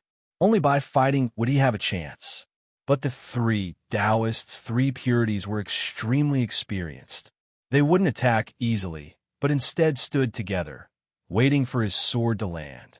Waiting for him to land, he couldn't land. This was the subtlety of battle. Unless he used the sword formation to continue grinding without gathering power. The result of this was that his defense would increase by a level, but the strength of his attacks wouldn't increase qualitatively. It could only be said that with the threat of the condensed sword strike, his opponents would hesitate to attack. The weakness was also very obvious. He would lose the flexibility to control the sword. This was the fundamental difference between controlling the sword and controlling the sword. It couldn't be said to be good or bad. Different environments had different applications. It could only be said that after Lu Xiaoyi's heavy sword lost its threat, the combination of tactics he could choose was greatly limited by the fact that he had 3 opponents. This wasn't strange. An early Jin Dan swordsman could easily crush 3 peak Jin Dan cultivators from the strongest Taoist sects in the cultivation world. This was illogical. Lu Xiaoyi sighed in his heart. Reality had proven that the sword formation was not omnipotent. Under the difference in strength, it was impossible for there to be an omnipotent sword technique. This was a problem that he had to solve in the future. How could he achieve a perfect, natural, and accurate switch between sword manipulation and sword play? The sword formation surrounded him and began to attack according to the Big Dipper star formation. He wisely chose to attack separately and reserve the right to gather his sword and attack at any time. This was the most suitable method at the moment. In the blink of an eye, the flying swords and the spells of the Dharma cultivators began an intense battle. However, Lu Xiaoyi's attacks were even more resolute than before. He was trying his best to find a loophole in the trio's teamwork and find a breakthrough point. Gentle Breeze could sense the change in swordsmen. He knew that he could not wait any longer. A single-person sword formation would never have a systematic problem. But when three people worked together, there would definitely be problems. Even if the three of them had been friends for hundreds of years and came from the same origin, they were not the same person. As time passed, there would definitely be a time when there would be a mistake in their teamwork.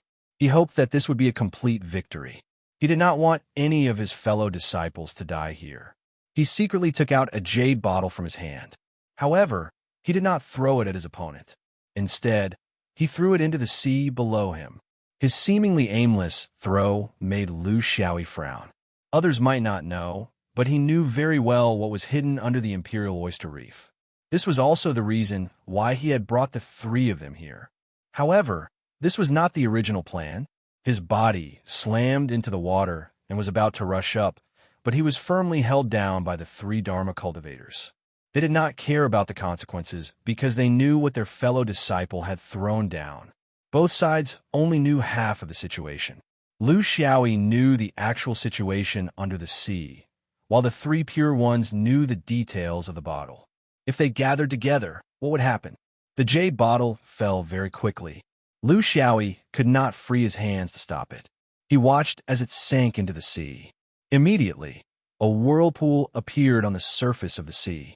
It quickly formed a waterspout and sucked Lu Xiaoyi in the sky. The strongest spiritual weapon of the three pure ones could only be used in places where there were rivers and seas. The stronger the water, the better the effect. The most suitable place was the sea.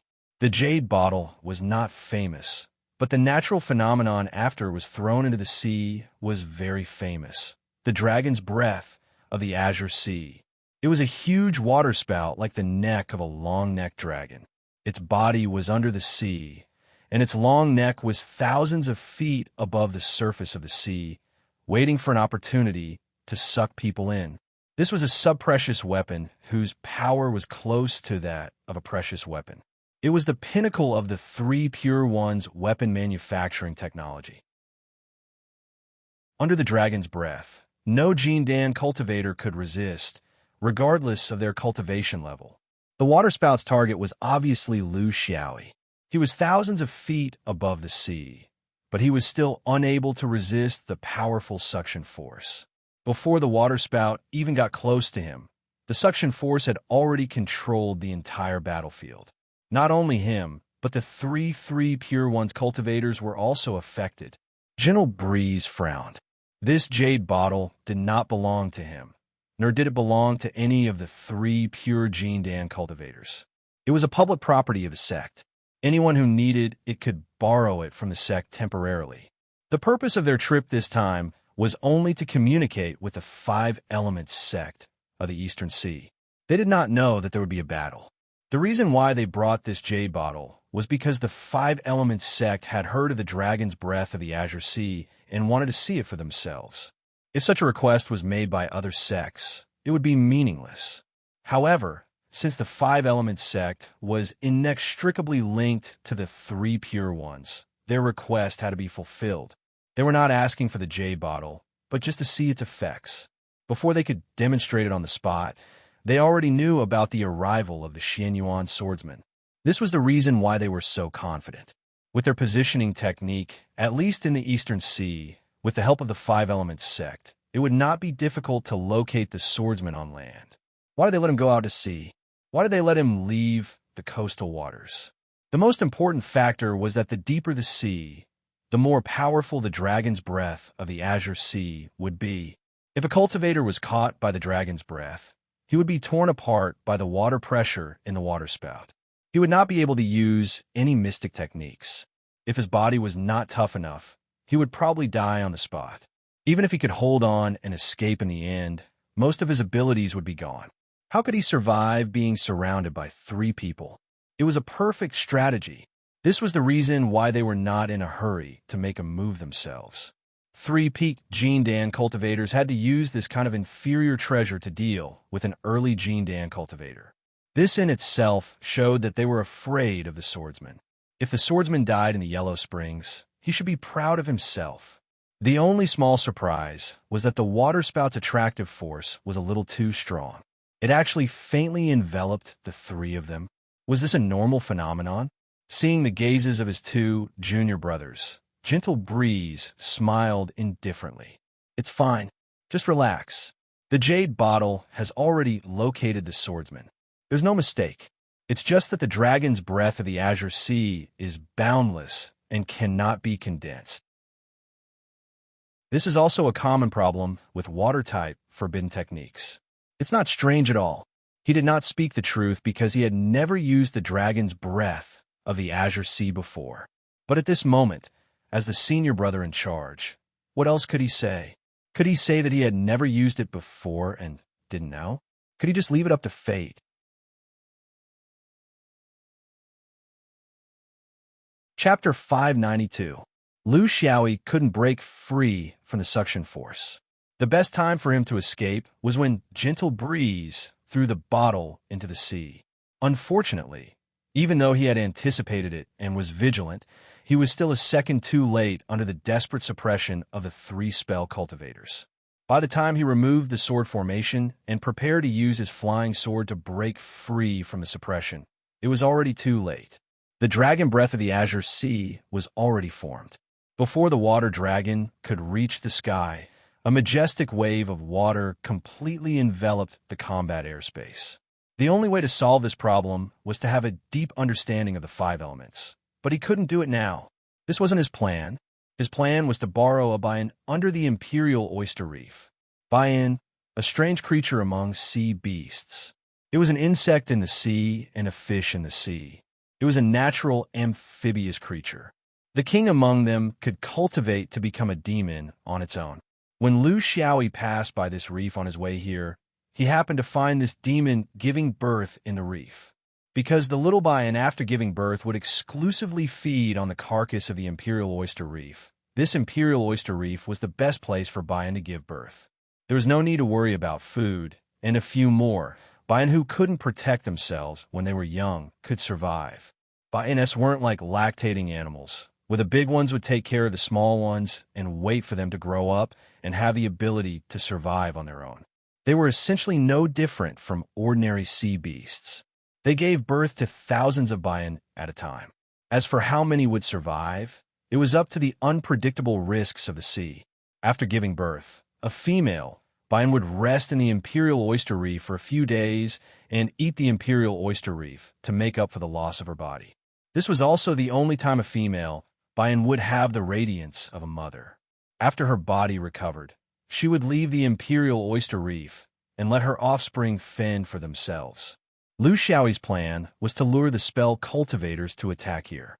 He would lower his body to the surface of the sea and let his spells hit the reef to anger the usually docile buy-in. Any creature in the period of giving birth was irritable and easily angered. If they were disturbed at this time, the consequences could be imagined. He could then benefit from a side. He was certain that buy-in could control the three Dharma practitioners because it was a rare yuanying beast. Everything went smoothly in the beginning, but something unexpected happened in the end. The Dharma cultivators attacked first, and a dragon of the ocean's breath was enough to make him lose control of himself. The key question was whether such a commotion would be enough to alert the Tao Wu hiding under the sea. If he was the only one who was sucked in by the dragon breath without alerting Tao Wu, then it would be a huge problem. He would have to use his life to make up for his miscalculation. Swordsmen, other than the sword, do not believe in anything else. You can have a plan, but you can't rely on it. This was Lu Xiaoyi's final conclusion before he was sucked into the waterspout. However, Gentle Breeze did not have the time to appreciate Swordsman's pitiful state. The three of them were also in a predicament.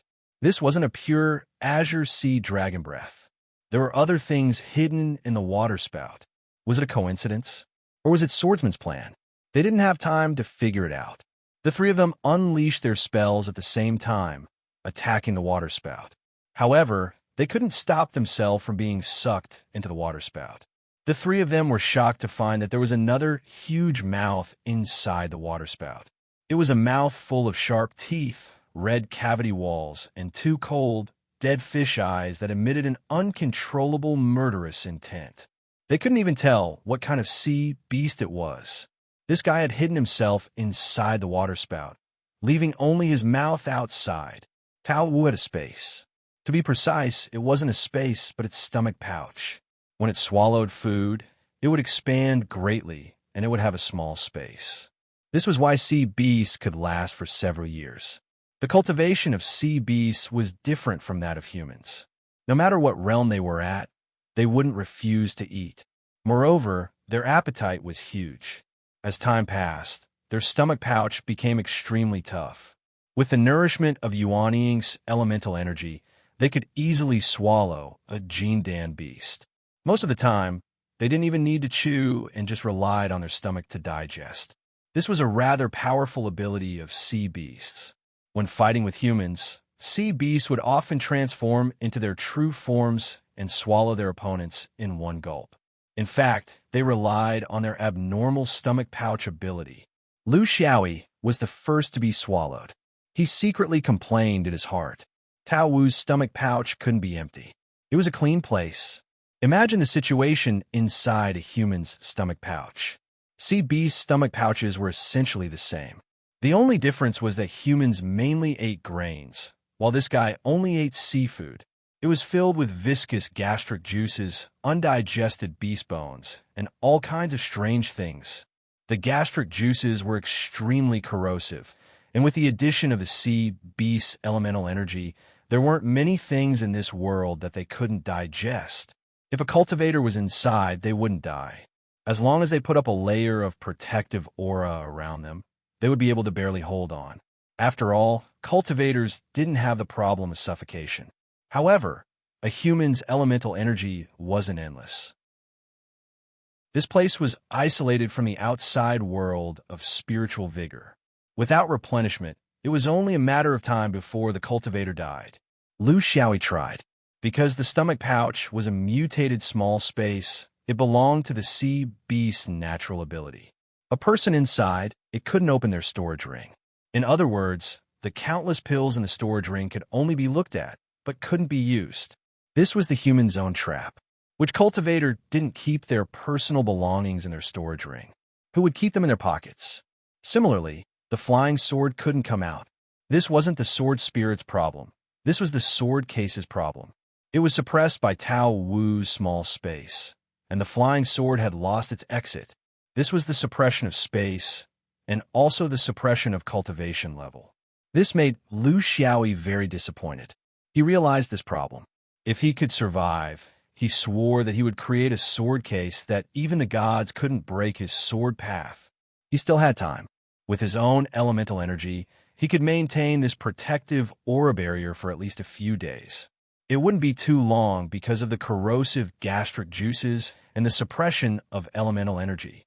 During this time, he had to find a way out. This was very difficult because he didn't have a sword, not to mention a flying sword. He didn't even have a sword in his hand. He could only use his bare hands. This was also the reason why many sea beasts dared to devour. In their stomach pouches, all items based on space were restricted. There was no possibility of you holding a stick in the stomach of a sea beast and turning the sky upside down. He couldn't see. He couldn't hear. His divine sense couldn't penetrate more than a few feet, and his spirit couldn't reach far.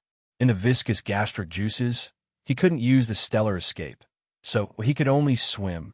Thankfully, the stomach pouch wasn't so big that he couldn't reach it even if he swam for a lifetime. After an hour, he came into contact with the wall of Tao Wu's stomach. It was an indescribable feeling. It was like a layer of rubber covered with thick grease. It was soft to the touch, but incomparably tough and slippery. Not to mention using his fists, even if he really had a sword in his hand, he might not be able to pierce through this layer of stomach wall. Lu Xiaoyi never thought that he would be in such a predicament. All of his cultivation experience couldn't help him, but he told himself not to panic. If people could come in, they could definitely come out, as long as he found the right way. P.S. I recommend a book. I only want to rely on myself. It's written well. Those who are interested can go and read it.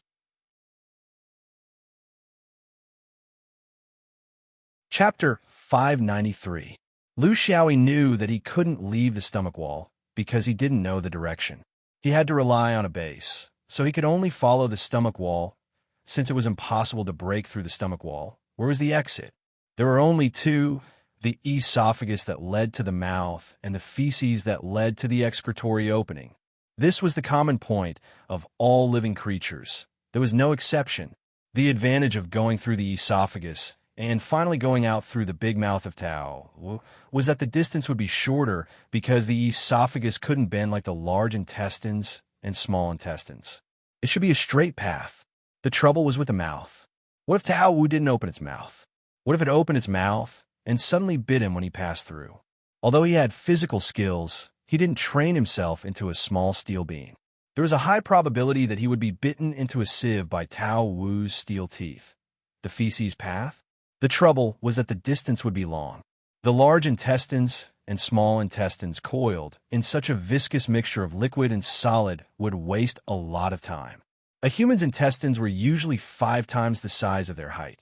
So how long would this thing's intestines be? Because the intestines were much smaller than the stomach, he doubted whether he could swim out in the wriggling intestines. Of course, the last step might be easier. When he swam out of the last step, Tao would definitely feel it and control its muscles to pinch him. Fortunately, there are no teeth here, so could he withstand it? Without much consideration, he decided to go down the path of the esophagus. This was probably the choice of most human cultivators. Humans needed to be innovative, but sometimes it was better to go with the flow. After deciding on Dafa's direction, the problem now was how to determine which direction led to the esophagus. He had to be calm. In this kind of place where he could only feel with his hands, once he panicked, he would definitely die. Lu Xiaoyi stood up while holding the stomach wall, imagining the shape of the stomach wall in his mind. Could it be cylindrical, oval-shaped? Anyway, it couldn't be square or triangular. But there was a high probability that it would be an irregular oval. He had to first figure out which was the vertical axis and which was the horizontal axis. The result of taking the horizontal axis was that he would forever be circling in the stomach wall. This problem could be determined by the change in curvature of the stomach wall. If the curvature had a large change, it must be the horizontal axis, a closed circle. If the curvature had a small change, it must be the vertical axis. This required him to explore in all directions before he could make a final judgment. It wasn't difficult to determine the direction, but it required time. Lu Xiaoyi spent 2 hours to determine the general direction in the pitch-black stomach. It wasn't very accurate, and he might need to constantly adjust as he moved forward to avoid walking in a spiral. The next most important thing was how to differentiate which direction was the esophagus. Which direction was the fecal path? His method was very simple. Based on the freshness of the food in the stomach, the fresher direction was the direction of the esophagus. Those that had almost been digested were undoubtedly the direction of excretion. But first, he had to rely on his luck to choose a direction and see how lucky he was. If he was unlucky, he would move in the opposite direction. In this unlucky place, cultivation wasn't of much help to him. He had to rely more on his rigorous thinking and judgment. In the 4 hours since he entered, he didn't sense any traces of other humans falling in. But that didn't mean that those 3 people were outside. The stomach was huge, and the mucus was isolated from the outside. Bai An's Yuanying realm clearly suppressed them. He estimated that he wouldn't be able to sense someone casting a spell even if he was several dozen feet away, because spells wouldn't resonate with nature in this place. They would quickly disappear due to the roiling vital energy in the stomach. The worst-case scenario was that he would be caught red-handed by the 3 Taoist 3 purities waiting outside when he finally crawled out of Bai An's mouth. The possibility of that happening was very small because the first to provoke Bai An was the jade bottle, not him, Lu Xiaoyi. Time passed by as Lu Xiaoyi groped his way forward. For hours later, the stench in the stomach became even thicker and putrid. He was finally certain that he was unlucky and had gone in the wrong direction. And so, he changed his direction and continued to grope around. This was a very depressing process but fortunately, his mind was incomparably tough. He groped around for an entire day, adjusting his direction several times. He could feel the walls of the stomach contracting, which was a good sign. It meant that he wasn't far away from leaving the stomach. Then he felt a bulge in his hand. It was a huge round bulge, just like an oversized manhole cover. It was completely different from the smooth and unwrinkled walls of the stomach. When a huge chunk of the Emperor Oyster's corpse suddenly surged in from this bulge, he was almost sent flying. This was by an eating. He had found the right place. But finding the right place didn't mean that he would be able to leave. Clearly, this bulge, which was several feet in diameter, was the equivalent of a check valve. It was the door to the esophagus. Every time it swallowed food, it would open. Normally, it would be tightly shut.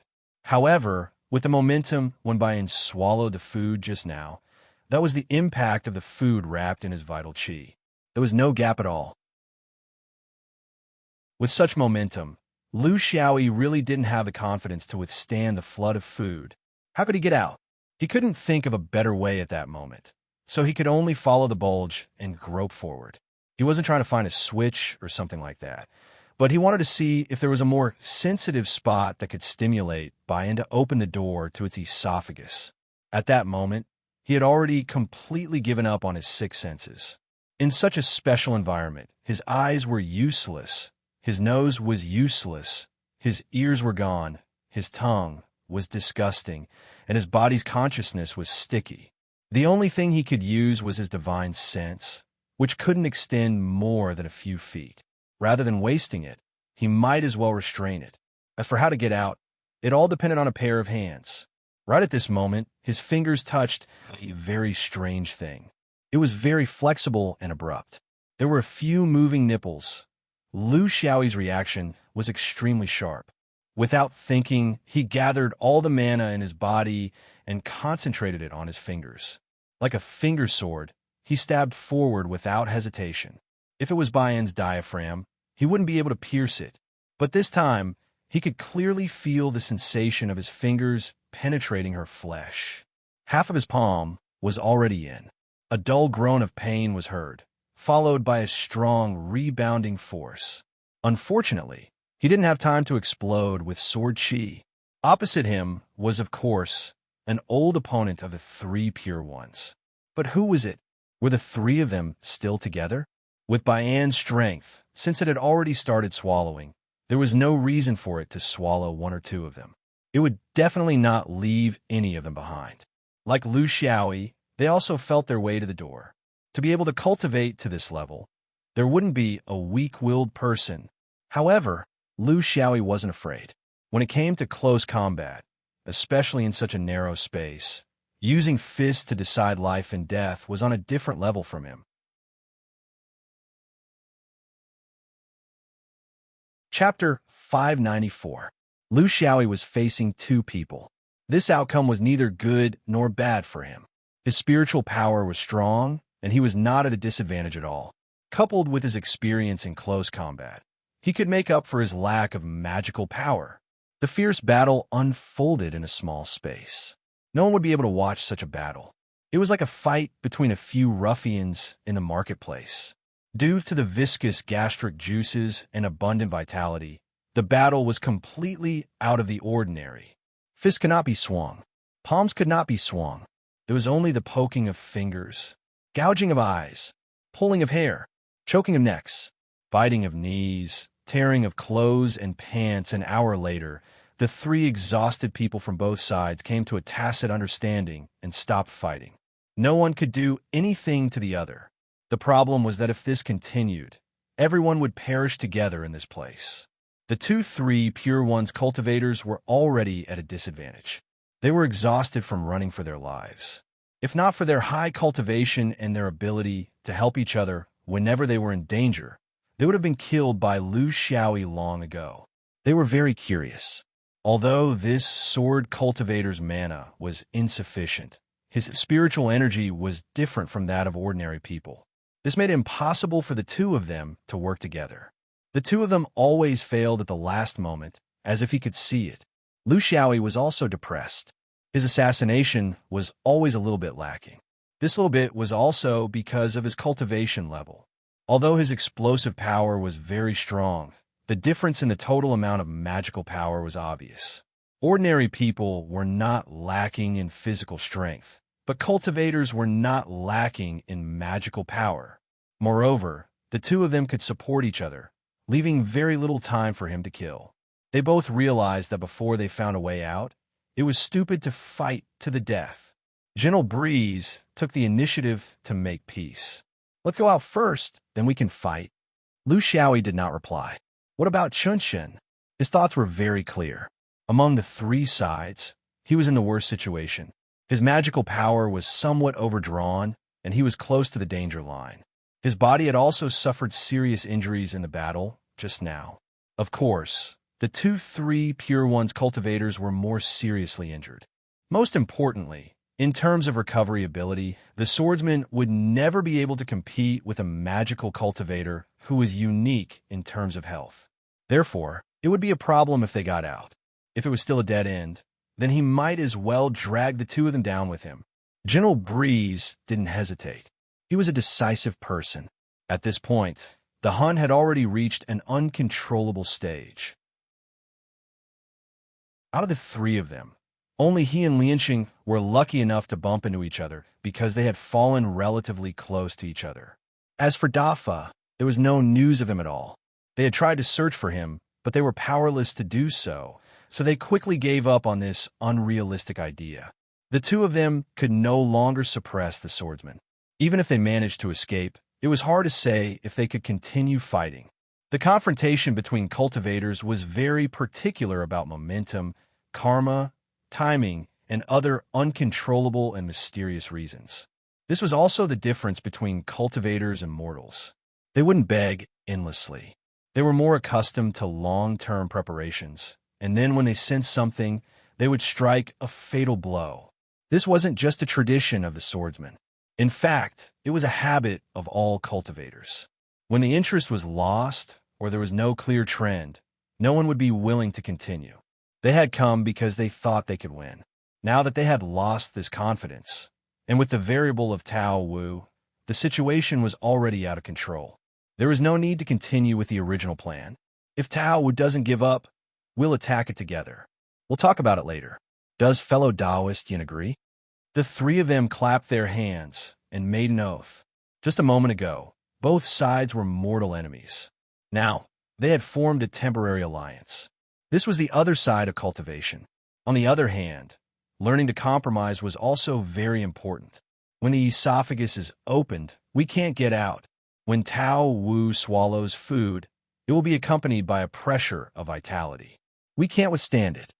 Lianxing was the first to speak. Gentle Breeze pondered. Since we can't force our way in, is there any way to make it spit us out? Under certain circumstances, this thing will also vomit, right? Lu Xiaoyi pondered. This Tao Wu is producing. Everyone had a direction. They were all smart people, so they understood with a hint. There was no need to say more. One person's plan was short, but several people's plan was long. Gentle Breeze pondered. Actually, the best way is to pour wine. See, beasts will faint. But we can't take things out of storage rings here. It's quite troublesome. Lianxing also said, let's take a step back. Human blood is also very stimulating to beasts. This is especially true for sea beasts that are giving birth. They're most sensitive at this time. Lu Xiaoyi smiled. We can't take things out of storage rings. But what if the storage ring is destroyed? If the storage ring was destroyed, the items inside would also be partially destroyed. Thus, they couldn't use this method to take out spirit tools or swords. That was their last resort. But what if it was a storage ring that stored miscellaneous items? There was no cultivator who didn't have good wine on them. Moreover, almost all of them had storage rings that were specially designed for wine cellars. There was no problem with the wine bottles inside being destroyed. It would be better if the wine bottles were destroyed. The three of them decided on direction. Lianxing Fine Wine had 2 storage rings filled with all kinds of fine wine. Gentle Breeze and Lu Xiaoyi each had one. Would this amount of wine be enough to disgust by once? Most importantly, they only had a limited stock. This was their only chance. Gentle Breeze was very cautious. Let's use both methods. If that doesn't work, I'm afraid we'll have to destroy our storage rings. We'll use our tools to fight this thing to the death, but our chances aren't high. This is its home ground, and fellow Taoist, Yin has found us a good coffin. Lu Xiaoyi smiled. This thing was lured out by your jade bottles, right? What does that have to do with me? Lianxing was indignant. Do you dare say that you didn't lure us here on purpose? Even if senior brother didn't throw the jade bottles, you would have used other methods to lure this thing out. Lu Xiaoyi didn't deny it. At this point, everything was clear. No one could fool anyone. Gentle Breeze stopped his junior brother from being dissatisfied. In this predicament, no one was innocent. Everyone had their own masters. It was only right and proper. Wine, let's use everything we have. Let's not hold back for the next opportunity. This is our only chance. We should use everything we have. What do you think, fellow Taoist? Okay, Lu Xiaoyi didn't have any objections. When the two sides weren't mortal enemies, Gentle Breeze had the bearing of a senior brother. The three pure ones had existed for hundreds of thousands of years and had their own foundations. In terms of talent, they weren't inferior to Xian Yuan in the slightest. They weren't any weaker than the fifth ring. Gentlemanly Breeze said word by word, regarding human blood, I have some experience in this area. So, I will use my own blood essence. 3 drops. But I have a condition. I beg fellow Taoists to wait here for one more day. I wonder if fellow Taoists can agree? Bian was disgusted by human blood. It wasn't ordinary blood, but the blood essence of a cultivator's heart. It was the essence of a cultivator's life. Everyone's cultivation realm was different. Those with a rich bloodline would have a dozen or so drops, and those who weren't skilled at this would have fewer. It was best to find a cultivator to do something like this. When a cultivator released their own blood essence, it would definitely affect their cultivation, especially when it was 3 drops. The reason why Gentle Breeze was doing this was to exchange for one more day. His goal was to wait for his junior brother Dafa. Just from this point alone, he was indeed a loyal and affectionate senior brother.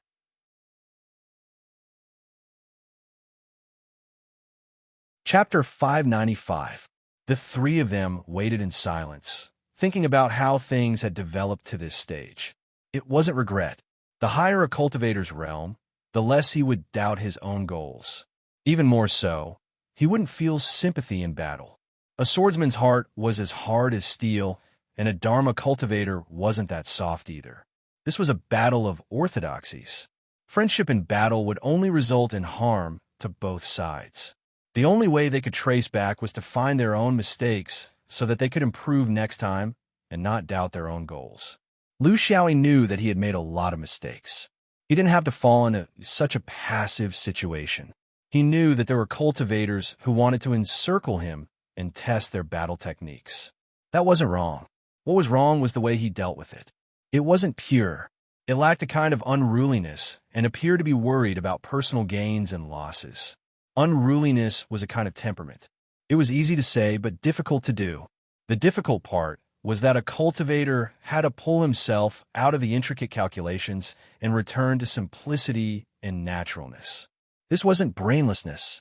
He shouldn't have gone in circles to confuse his opponents in the Eastern Sea continent. This showed that he wasn't confident. In the end, he didn't manage to escape, and all of this was within his expectations. If a battle had happened on the continent, there wouldn't have been the dragon of the deep sea's breath, and he wouldn't have been swallowed into the stomach of a sea beast. He had been thinking about luring his opponents to the imperial oyster reef plate from the start. This was a mistake. It wasn't that he shouldn't have flown in this direction, but he shouldn't have used this as the basis for the entire chase. It was too deliberate. The imperial oyster reef plate could only be used as a backup plan and not as the cornerstone of the battle. How should he fight? The simplest and most direct way was the best. He should have flown back at full speed from the start. If his opponents had the ability to catch up, then he would fight. If they couldn't, then he would just die. This was the true essence of sword manipulation. It wasn't deliberate, it wasn't pretentious. If he had done so, he could have forced the 3 pure ones to fight on the continent, and there wouldn't have been the dragon of the deep sea's breath. The core of the problem was that the 3 pure ones wanted to surround him. He didn't make full use of this. He acted as if he was desperately returning. Based on this point alone, he could have made the three pure ones lose sight of one thing, and then eliminate them in the midst of their movements. He could have used sword manipulation tactically, but not strategically. He was too petty and didn't let go. Being unruly, carefree, and following one's heart's desires were also a part of manipulating the sword. It was not manipulating the sword according to the rules. Doing so would cause one to lose a kind of spirituality in battle. Beating you up is my pleasure. Letting you go is your luck. Not letting the rules and regulations bind me is the true way to control my sword. It wasn't just the sword that was manipulated, it was the heart that was manipulated. Inside the stomach that was as black as ink, Lu Xiaoyi took a huge step forward in his mental state. His sword heart finally began to become clear. However, Gentle Breeze were thinking about something else. Junior apprentice brother Dafa's whereabouts. The three of them were about the same in terms of knowledge and cultivation. The peak of Jindan was not something that could be reached by one person. It required a long period of unrelenting hard work and willpower that exceeded that of an ordinary person. If they could find their way to the esophagus cover, then the swordsmen, whose orthodoxy was not as diverse, could also find their way here. Dafa would definitely be able to do so. There were no accidents. Although the environment inside the stomach was harsh, there were no active attacks from Tao Wu. Dafa's absence could only mean one thing. He had chosen a different direction. This was also in line with Dafa's personality. In the sect, he was always the special one. If everyone went east, he would definitely go west. It was as if he was trying to prove something. As time passed, the possibility of this happening increased. However, they would still wait, waiting for that what if. He did not have the intention to attack the swordsmen with the three of them. Killing each other in such an environment would be a short-sighted act. Not to mention, the three of them might not even be able to kill the swordsmen here. They would pay a heavy price. The deeper consideration was, what if their plan did not succeed? What if Tao Wu did not vomit? What if everyone went out and Tao Wu did not let them go? In such a situation, the swordsman was an absolute expert in battle. If they worked together, their chances of escaping this predicament would greatly increase. They cannot be influenced by hatred and fall into a trap of death. In the darkness, Gentle Breeze let out a long sigh. It's time. Let's get ready. The one-day time limit was up. If Dafa still did not show up, then he definitely would not show up. He had chosen a different path for himself. Who could say for sure which path was better? The three of them were ready. At the same time, they extinguished the protective restrictions on the storage rings in the wine cellar. The storage rings of the Jindan cultivators all had restrictions on them. Those were special restrictions that were unique to them. Once they were invaded by an external force, they would self-destruct. Not only would the space in the storage ring be destroyed, the items inside would also be damaged in the explosion. This was the standard of the Jindan cultivators. The storage rings they had now all had a space of 1 to 2 feet. It was equivalent to the space of a small room. If it was used as a wine cellar, the amount of wine stored in it would be considerable. Wine bottles, wine jugs, wine barrels, and so on were not as sturdy as spirit tools. They were all ordinary tools. How could they withstand such a strong impact from the spatial energy? In an instant, 4 room-sized bottles of wine were poured into Tao Wu's stomach. The strength of the effect was not something that could be described as excessive drinking. Gentle Breeze did not hesitate. With a tap of his finger, he forced out 3 drops of heart's blood. That was the essence of a cultivator's life, but to a demonic beast, it was the best medium to cause them discomfort. The blood and wine mixed together, emitting a strong aura. Even a Yuanying-level demonic beast like Tao Wu was greatly affected. It was extremely uncomfortable. The three of them could feel the walls of Tao Wu's stomach trembling violently, rippling layer by layer. Even they could feel Tao Wu's body spinning and turning, like a drunkard struggling to get out of control. However, Tao Wu did not vomit. Amidst this extreme discomfort, Tao Wu could still remember what was in its stomach. Those were 4 great tonics. If it opened its mouth and spat them out now, it would suffer a great loss. The three people in its stomach waited with hope. However, a moment later, Tao Wu's strong nerves controlled its desire to vomit. It swore to turn these four humans into nourishment for its children. The great motherly love made it shut its mouth tightly, like a poor loser who had accidentally drunk a cup of 1982 Lafite at a banquet. Vomiting was absolutely not an option. It was too wasteful. Gentle Breeze was a little disappointed. The power of the blood wine would not last for too long. Creatures with strong bodies like Tao would quickly adapt to this feeling. They did not have much time left, but they could not even pour out a single bottle of blood wine. What else could they do? Lu Xiaoyi took the lead and placed his hand on the protruding part of Tao Wu's esophagus, massaging it with all his might. Stroke it. This kind of action came from the natural reaction of ordinary people when they were drunk. Of course, he could not use his finger to stab Tao Wu's throat. The only thing he could do was to press down on Tao Wu's esophagus. He did not understand a nervous system of demonic beasts, so he did not know if this would work. However, he had to do something, right? He couldn't just wait like this, right? Gentle Breeze and Tao Wu also guessed his intentions. Although it was unreliable, it was better than nothing. The three Jin Dan began to stroke Tao Wu's esophagus with all their might, hoping to save their little lives. Chapter 596. The effects of the alcohol and blood were slowly weakening, and hope was beginning to leave them. But the three of them still continued. Even the slightest trace of hope would not make them give up. This was the basic quality of a cultivator. Their perseverance had finally paid off. The Jindan had endured with great difficulty. This was not its complete state. The fact that it had given birth had a much more serious effect on its body than humans could imagine. Some of its instinctive reactions were not even something that its will could control. Due to the special period of its body, the nausea of human blood, the intoxication of strong alcohol, and the indistinct stimulation of the esophagus, its will could no longer resist the instincts of its body after holding on for a few moments. As its stomach rolled, the esophagus opened wide, and a turbulent, majestic mixture of rotten seafood, alcohol, and blood gushed out fiercely from the esophagus. Since it could not bear it, it would vomit to its heart's content. This time, the vomiting seemed to have triggered almost half of the food in its stomach. Through the relatively narrow esophagus, the speed of the vomiting was exceptionally fast. It was like the instant when an old-fashioned popcorn popped out. One could imagine what it would be like to have a large amount of junk moving at high speed through the narrow esophagus. It was also mixed with the unreconciled pressure of yuan qi, as well as the collision of various animal bones and other hard objects in such a situation. The three Jin Dan cultivators were completely unable to control their bodies.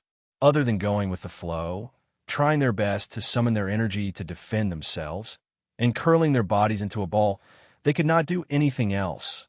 This was worse than being trapped in a waterspout. The yuan qi mercilessly invaded their energy defenses, and countless collisions caused them to bleed profusely, making them dizzy and disoriented. Even though the time was very short, the three of them who did not suffer any serious injuries in the previous battle were unavoidably injured in this esophagus surfing.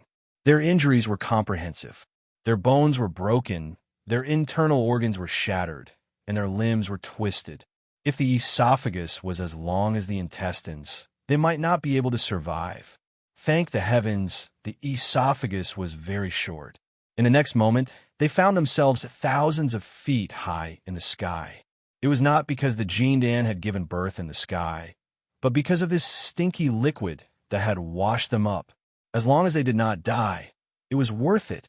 In the sky, even they themselves despised the smell of their own bodies, as if they could never wash it clean. Lu Xiaoyi didn't say anything else. The danger wasn't over yet. Their oath was that if the enemy continued to attack, they would fight together, but if, as now, there was no one to attend to them. He tried his best to maintain the balance of his body and slowly retreated in a calm manner. This process was filled with exhaustion and injuries, as if he was a fragile feather that could not withstand the wind. He no longer had any strength left. His remaining magical power reserves, other than maintaining the slowest flight, might only be enough for him to use his sword once. He didn't even know how much power he could use. The two spellcasters watched him leave. To be honest, they were not much stronger than the swordsman, but if the two of them worked together, senior brother, the oath has been broken. What should we do? Gentle Breeze took a deep look at the figure that was getting further and further away and sighed. If he takes the initiative to provoke us, I will choose to face him head on, because this meant that he was bluffing. If he takes the initiative to leave, I will judge that he is luring us. I won't walk right into his trap. Let's wait. We still have the problem of Junior Brother Dafa. He might have taken the back door. When he comes out, he might have angered the beast. When that happens, he will need our help. The two of them took out a flying spiritual tool and sat on it to repair their bodies and meridians. They swallowed pills and elixirs as if they didn't cost anything. They were very experienced in this aspect. A day later, a figure suddenly rose from the sea and pounced towards their flying boat. It was Taoist Dafa. Everyone had their own specialties, and the choice they made would be the most suitable for their situation. In the Bai An's devouring, the four people involved had all escaped with their lives. Among them, this person who had taken the back door alone didn't seem to have many injuries. When he reached the flying boat, Dafa was shocked. Senior brother, how did this happen? Was it because of the fierce battle with the swordsman? Where is he? Gentle Breeze didn't speak. First, it was a little embarrassing. Second, the stench from this guy could kill a cultivator. Lien Chung replied. It was like this when we came out from the main door. We almost lost our lives in there.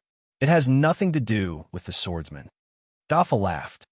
I told you, senior brothers, you're just trying to save face. What's the difference between the front door and the back door?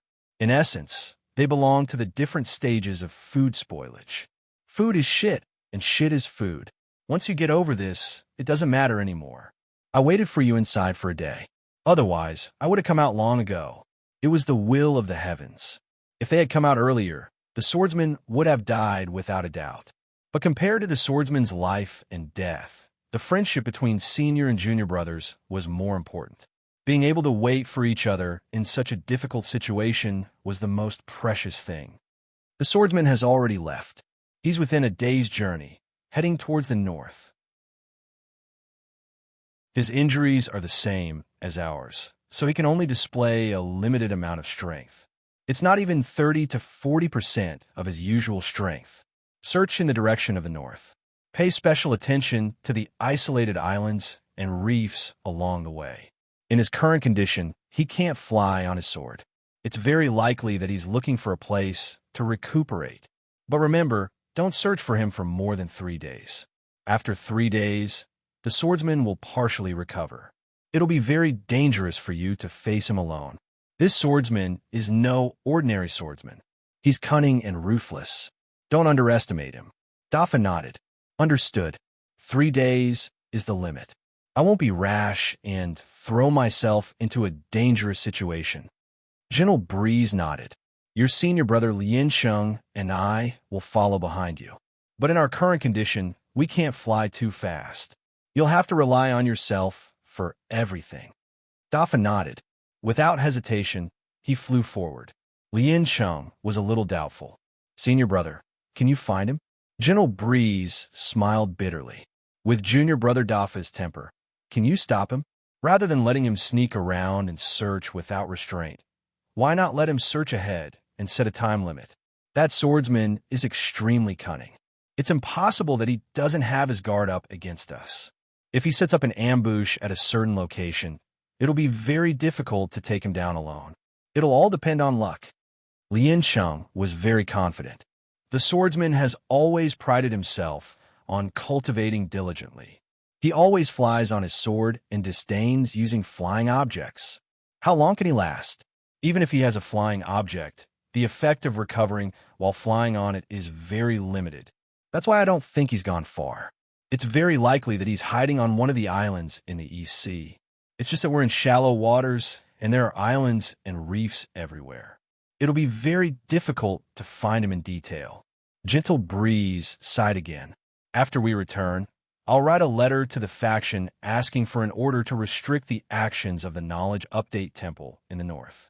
Whether or not this swordsman returns, I'm afraid that he'll target the Knowledge Update Temple even more. From the looks of it, we don't know if our hunt this time was the right choice.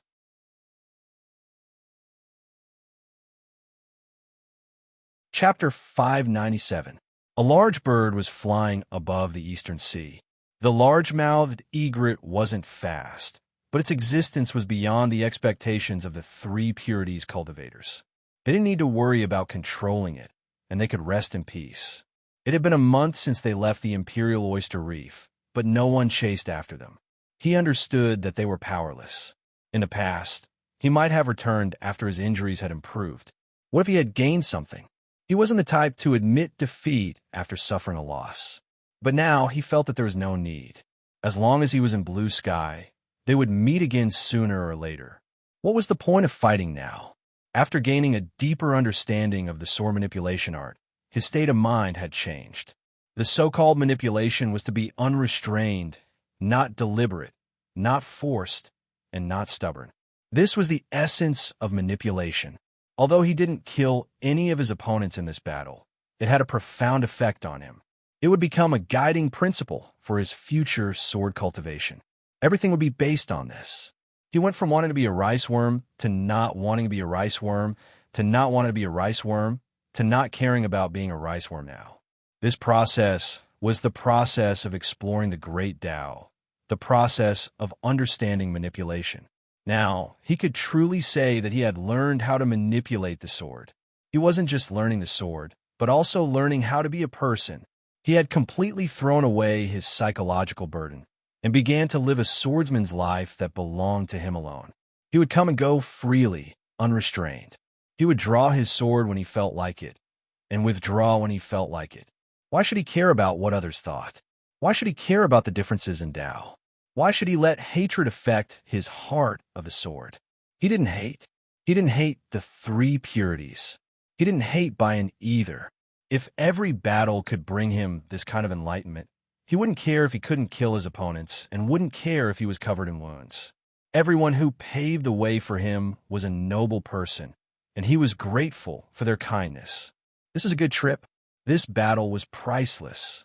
Several months later, Lu Xiaoyi returned to Mount Yi's Sword Qi Rushing Heaven Pavilion.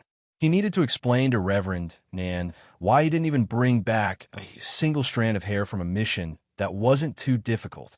I know, but you came back a few months late. Is the scenery of the Eastern Sea so enchanting? Nanjiren had already received the news from Nanjiren. He was not surprised by their choice. It was good to have a choice, no matter which one it was. Lu Xiaoyi smiled and said, Donghai people are very hospitable, so I decided to get closer to them. Spiritual Master Nan did not ask further. It was Jean Dan and had the right to decide. He was not a nanny. Let's just say that you've completed this mission. Do you agree? Lu Xiaoyi let out a sigh of relief. I thought the sect would be dissatisfied because we didn't bring anyone along. Spiritual Master Nan snorted. Is the sect that petty?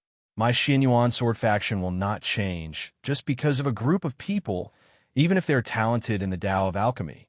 We rely on swords, not pills. After a pause, he explained a little, and Jinren is very resistant to the pressure of bearing Xuanyuan's outer sect. This is normal because human hearts are free and unrestrained. The current Jinren is no longer the Jinren from 10,000 years ago. Xianyuan is also not the Xianyuan from 10,000 years ago. This relationship is a burden for both sides. Isn't Xianyuan also like this? Should we protect the Jinren in the Eastern Sea, or should we just let them be? We are also in a difficult position. In the end, the closest connection in the cultivation world is the Tao of orthodoxy, not bloodline. Some burdens should be unloaded. The debt of our ancestors, in fact, may not be shouldered by us descendants, but we have to because of some illusory things. This result is very good. As far as I am concerned, you didn't bring anyone back. At least it will save a lot of trouble. Lu Xiaoyi, It's good that you don't blame me for acting on my own. Disciple really saw that most of the Enginran didn't have the intention to return to the north. I was also afraid that such a group of people would bring more trouble than benefits. Why bother? After a few words of gossip, Lu Xiaoyi left. Before he left the hall, Spiritual Master Nan's teasing came from behind. Although I see that you are in good spirits, your complexion seems to be lacking blood qi. Is it because you can't adapt to the food of the Eastern Sea? Why don't I treat you to a seafood dinner tonight as a reward for your hard work? Lu Xiaoyi laughed dryly. Disciple is not good at seafood. Forget it. What happened in the Eastern Sea was exposed. After all, it was a shallow sea, and there were always cultivators passing by. It was not strange that it spread. He didn't report to the sect because he wanted to deal with it himself. Spiritual Master Nan's teasing was not to help him. He himself was a fighter of Mount E. Besides Spiritual Master Nan, who else could help him? This was the responsibility of a swordsman. He was no longer a small cultivator of foundation establishment. This trip to the Eastern Sea, back and forth for a year, he had gained a lot. He needed to digest it well, and then make some minor adjustments in his swordsmanship system. This kind of adjustment would accompany him throughout the cultivation process until death. Life had returned to its original rhythm and trajectory. On the surface, it seemed so, but Lu Xiaoyi knew that it was already different. In the past, it was repetitive mechanically, but now it was more casual. In the past, he went to the Old Man Peak with a purpose. Although it was hidden very well, it was still there. He couldn't hide it from the group of yuanying old monsters. But now he was different. Old Man Huang saw this very clearly. Only after returning from the Eastern Sea did the old guys start to really accept him. He was like a green bean sprout in a cluster of yellow bean sprouts. Lu Xiaoyi began to carefully sort out his swordsmanship system. It wasn't appropriate to describe it as removing the wheat from the chaff. To be precise, it was a problem of how to use the fighting style of these swordsmanship. His previous fighting style was still slightly old-fashioned. Every move lacked spirituality. It lacked a flash of inspiration in battle. It lacked the unrestrained freedom of a heavenly steed soaring across the sky. This kind of incoherence would make him pause temporarily in battle and put his focus on deep calculations. It wasn't that he shouldn't calculate, but it was natural. In fact, many times, as long as his attacks were smooth and harmonious enough, he didn't need to wait for the opponent to reveal a flaw. He could completely force the opponent to take the initiative to reveal his weakness while running for his life. Rhythm, changes, naturalness, carefreeness, indifference, and a flash of inspiration could form the true sword style. It was not just a formality of jumping here and there. He had talent in swordsmanship, but this kind of talent couldn't let him do everything. There were many things that talent couldn't solve, such as philosophy and character. His current swordsmanship was more like a kind of mountain and river splashing ink without any purpose. He didn't stick to a fixed pattern anymore. Instead, he splashed as he pleased. He let the heart drive the sword drive the man, and the man let go of the heart. He knew that he might have crossed a certain realm of swordsmanship.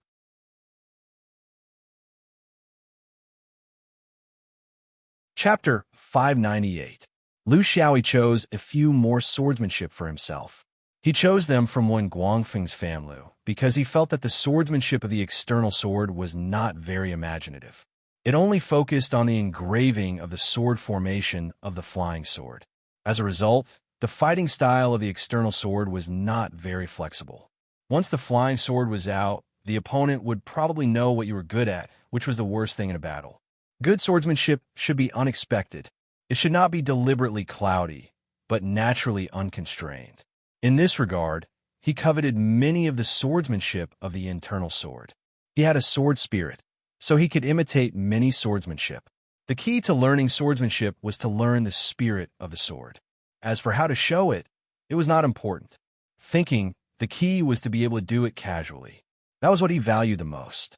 As for the main style of the swordsmanship, he did not intend to change it. The core of the external sword would never change. In this aspect, he could only strengthen it. There was no other way. The only thing to change was that the sword could be heavy, but the person could not be heavy Remodeling the swordsmanship system was a long process. Once a person's habit was formed, it was hard to change it. He would always follow the old habits subconsciously. Even if he knew it was not perfect, he had to overcome it slowly. He still had time. It had been more than 2 years since he came to Green Sky. At this time, he could be said to have really settled down. He made some friends, got familiar with Shao Mountain, and understood part of Green Sky. The key was that he had a relative understanding with Nanjinren, who was in charge, so he was not always on standby. When he really settled down, it was time to solve some personal problems. Not his personal problems, but senior sister Yin Cheng's personal problems. Little Snow City was a small city more than 300 miles away from Shao Mountain. It was quiet and peaceful, standing aloof from worldly affairs. Within the snowy region of Mount Shao, there were not many mortal cities. The bitter cold made life inconvenient. So many young people did not want to continue living here. Those who could cultivate went to Xianyuan City. Those who could not cultivate went to the south. There were more colorful mortal worlds there, but it was far more satisfying for the young people than a closed environment like Snow City. Without external disputes, such a city had the conditions for population growth. Additionally, the outflow of population balanced the expansion of the city. It was a common phenomenon among the few cities around Mount Pyrolite. The Fong Clan School was located in a small corner of the city. It was not big, but the small courtyard was well organized, clean and tidy. In the courtyard, the scattered sounds of children reading could be heard. Although there were more than 10 children sitting upright, and still, there was not much of a reading atmosphere. It was a school, after all. In a place like the city, a school with more than 10 children seemed too deserted. Teacher Fong walked past the children with his hands clasped behind his back. If someone was lazy or not concentrating, he would hit them with a ruler. This was a common practice in all places that educated people in this world. The old teacher was not young. He had passed the age of hearing and was in good spirits. However, he could not resist the erosion of time and was showing signs of old age. To have such a courtyard, life was not bad. If he was still teaching at this age, if it was not to make a living, then it could only be out of interest.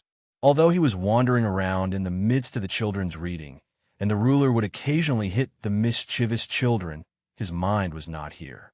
His son was going to go on a long journey tomorrow. As a father, he was very reluctant to let him go, but there was nothing he could do. The Fong clan's inheritance was difficult, and their bloodline was thin. In his generation, he was already the only son. Although his wife could bear children, the previous ones were all daughters. It was not until he was in his 40s that he had a son. His son was still quite capable and did not disgrace the tradition of a scholarly family. Under his education since young, he could be considered to be successful in his studies. It was just that he was young and impetuous and always had his own ideas. As an only son, he was basically like this. When he got married and started a family, he would naturally settle down. The Fong clan was a scholarly family. For hundreds of years, they had continued to pass on their knowledge. Although they did not produce any great scholars, they still had the pride of a scholar. If this was an ordinary family, they would be a family above others. However, in Qing Kong, the first place was always cultivation, followed by studying. Just like his school, it was very difficult to recruit children of this age. Those who had some extra money would go to study in a school. Who would be willing to send their own children to study here? His few children here were just here to learn to read. They would not become blind when they grew up. Of course, studying was better than not studying. However, the Fong clan belonged to the true stream of the scholarly family. They did not study to become an official. In the snowy mountain area of Xianyuan, there was no government system. His son studied to inherit the Fong clan school. This was the foundation of the Fong clan's existence in this world. His son did not reject teaching, and this made him very happy. After all, he was a descendant of the Fong clan. However, his son did not want to stay in this small town forever to teach. This was unacceptable to him. Young people had no resistance to the outside world. If he just wanted to go out and see the world, he could still understand. He was also like this when he was young. However, the problem was not so simple. A few months ago, a caravan came to Snow City.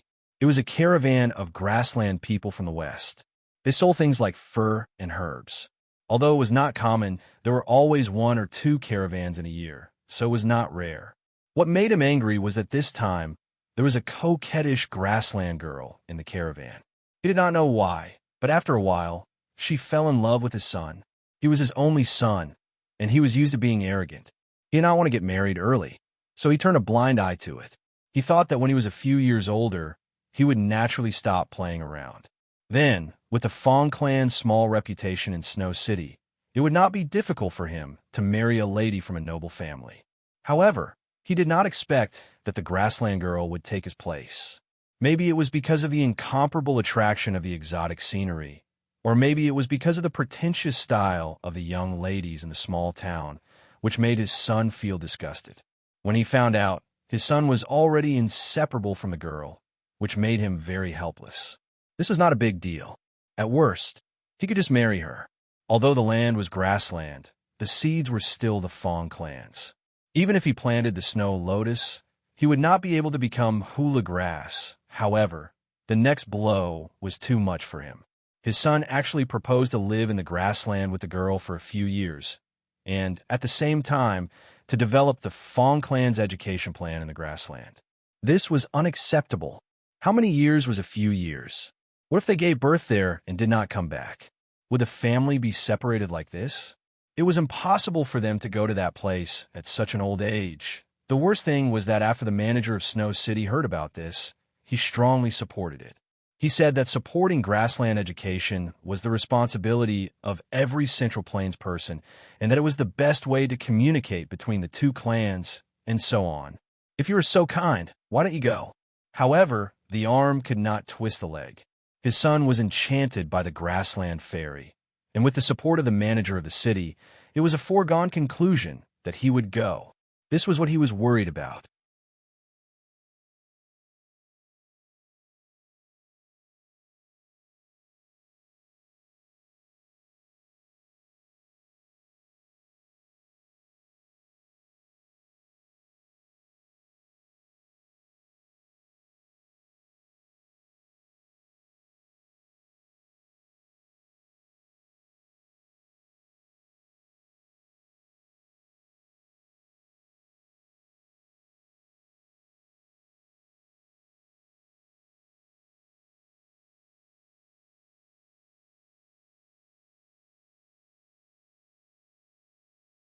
Chapter 599. The next day, his son brought his wife home to say goodbye. The old man didn't want to open the door at first, as they had been in a cold war for months. He was unwilling to let it go, but he still opened the door under his wife's cries. This was the last time they could see each other. He didn't know when they would meet again. There were 3 people standing at the door. Xiao Fong and his wife were kneeling on the ground to say goodbye to their mother. A few steps away, a young man was standing quietly with sword-like eyebrows. Judging from his attire and bearing, he didn't look like a person from the grassland. Old man Fong refused to back down and still didn't speak to his son. He stared at the young man behind him and walked up to him, scrutinizing him. "Who are you? Why did you come with them?" The young man smiled, revealing a row of white teeth. "I was ordered by Lord Liu to send Fong Zihui to the grassland and arrange for the opening of the school."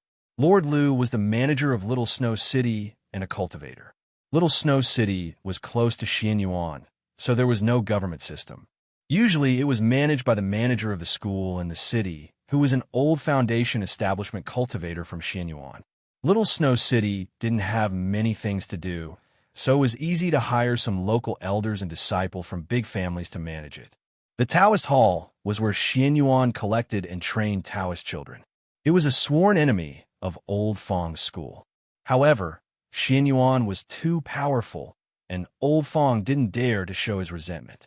He could only struggle under the suppression of the Taoist Hall. Therefore, his attitude wasn't very good. "My son went to the grassland because of your school, didn't you? Now you're trying to be a good person? Hypocrite." The young man's attitude was very good, and his smile didn't change. "I'll let you know. I'm not a member of the school, but I was asked by Lord Liu to take care of him along the way." The Fong family of Little Snow City has been dedicated to education for generations, and Lord Liu admires them very much. He ordered me to take good care of Fong Zihui's basic necessities as a role model for the two families to live in harmony.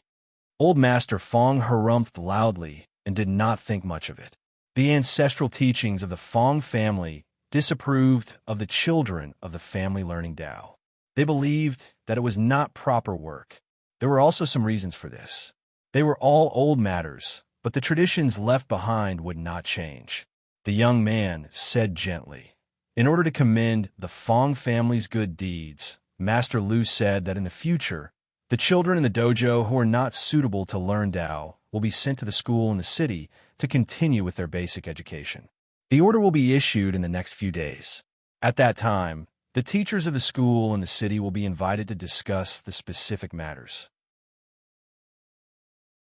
Old Mr. Fong is a person of virtue and prestige, and Master Liu has especially mentioned that he hopes you can give him some pointers. Seeing that Old Man Fong was still skeptical, the young man sighed. The affairs of mortals were just as troublesome. The Fong clan was, of course, senior apprentice sister Fong Ru's family. When Fong Ru went to the fifth ring, the Fong clan was still living in Xinyuan City. Who would have thought that they'd moved here and never mentioned that there was a female cultivator in the clan? Perhaps they felt ashamed of it? More than 200 years had passed, and senior apprentice sister had long become the ancestral grandmother of the family. However, Lu Xiaoyi doubted that her name could still be recorded in the family tree. The thoughts of mortals were very complicated, and the difference in their beliefs was not something he could persuade them to change. Old Man Fong was stubborn, but he couldn't just ignore him. Thus, he explained to Little Snow City's dojo manager, Master Liu, that the Fong family was one of Xuanyuan's own people. With a great ancestor who had formed his gold core at the fifth ring, his future was limitless. He instructed Master Liu to secretly take care of the Fong family. This was how the Dao Dojo's children were separated. To Master Liu, Jin Dan was his martial uncle. This kind of care was necessary. Regardless of how much this old man resented cultivators, it was another matter. Looking after the Gu family was something Lu Xiaoyi had to do. If they were in Xinyuan City, everything would have been very simple. However, the Fong family had a strong, scholarly temperament. They were noble and self-restrained, and disdained to enjoy the treatment of cultivators' families in Xinyuan City. 100 years ago, they moved out of Xinyuan City and settled down in Little Snow City. Thus, their background as a cultivator's family was cut off, and no one in Little Snow City knew about it. Before he left, senior apprentice sister had instructed him to come back and take a look. She was aware of her family's bad temper, so she warned him not to force the Fong family's children to enter the Tao. It would be good if they could live in a peaceful environment. There was no problem with Old Man Fong. A peaceful city at the foot of a snowy mountain. It was Xuanyuan's territory. Even if the sky fell, it wouldn't fall here.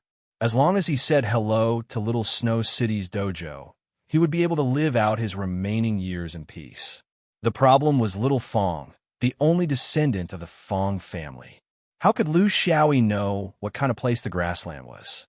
He could only get a general idea from Master Liu and then rush over. This kind of care was very troublesome. People were not kittens or puppies. They had their own thoughts, especially Little Fong. He had the urge to travel the world and the nourishment of love. He reckoned that even if his father jumped into a well, he wouldn't be able to stop him, let alone an outsider like him. How could he persuade him? He didn't want to persuade him. The best way was to follow him and see if this woman was sincere. He wanted to see if the grassland was suitable for Little Fong. If there was something fishy, then he would think of a way to stop Little Fong's thoughts. If everything went according to nature, then he could only let him be. He wouldn't force Little Fong to stay. That would be a lazy way of doing things. Man was the spirit of all living things, and he had his own thoughts. If he was sent to the grassland for a few years to fulfill his dreams, and then he would be educated by reality.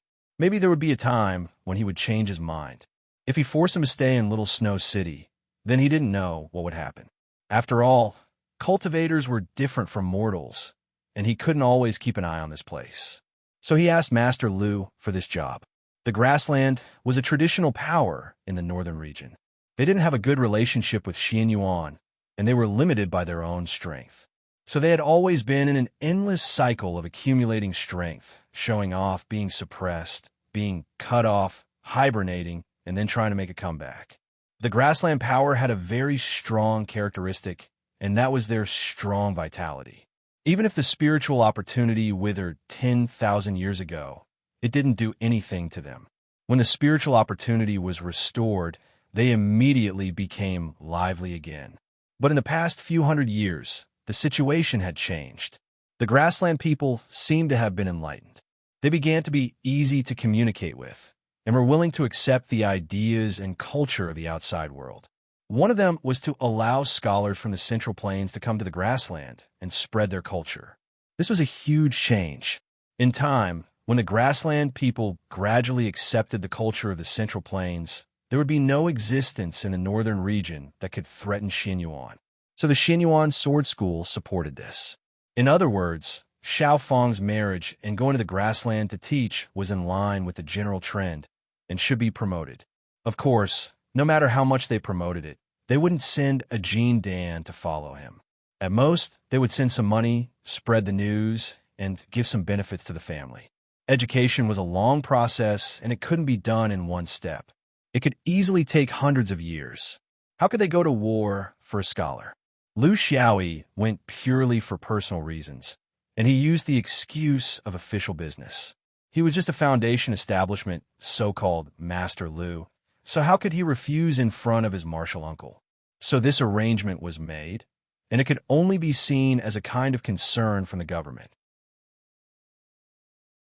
After all, in Little Snow City, Fang Zihue was the first scholar to respond to the government's call. Since he couldn't eat seafood, going to the grassland to taste roasted whole lamb was also good, Lu Xiaoyi thought.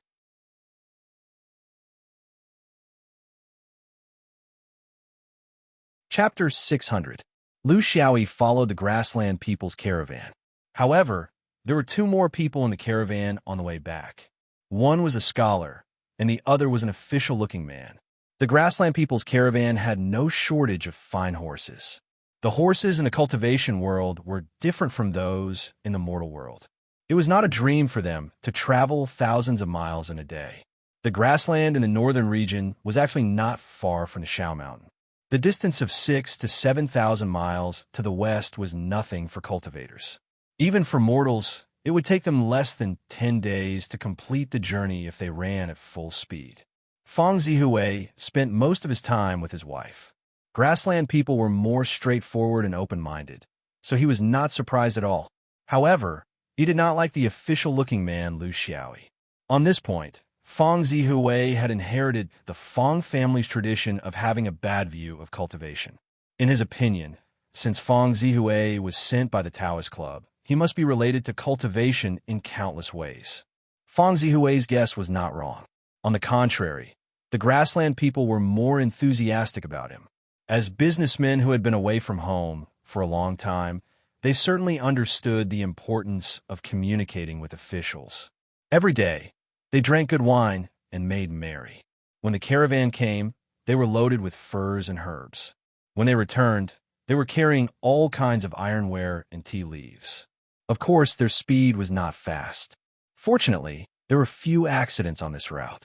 In the vicinity of the snowy mountains and grassland, no robbers dared to act openly. A month later, the caravan entered the grassland and returned to their homes.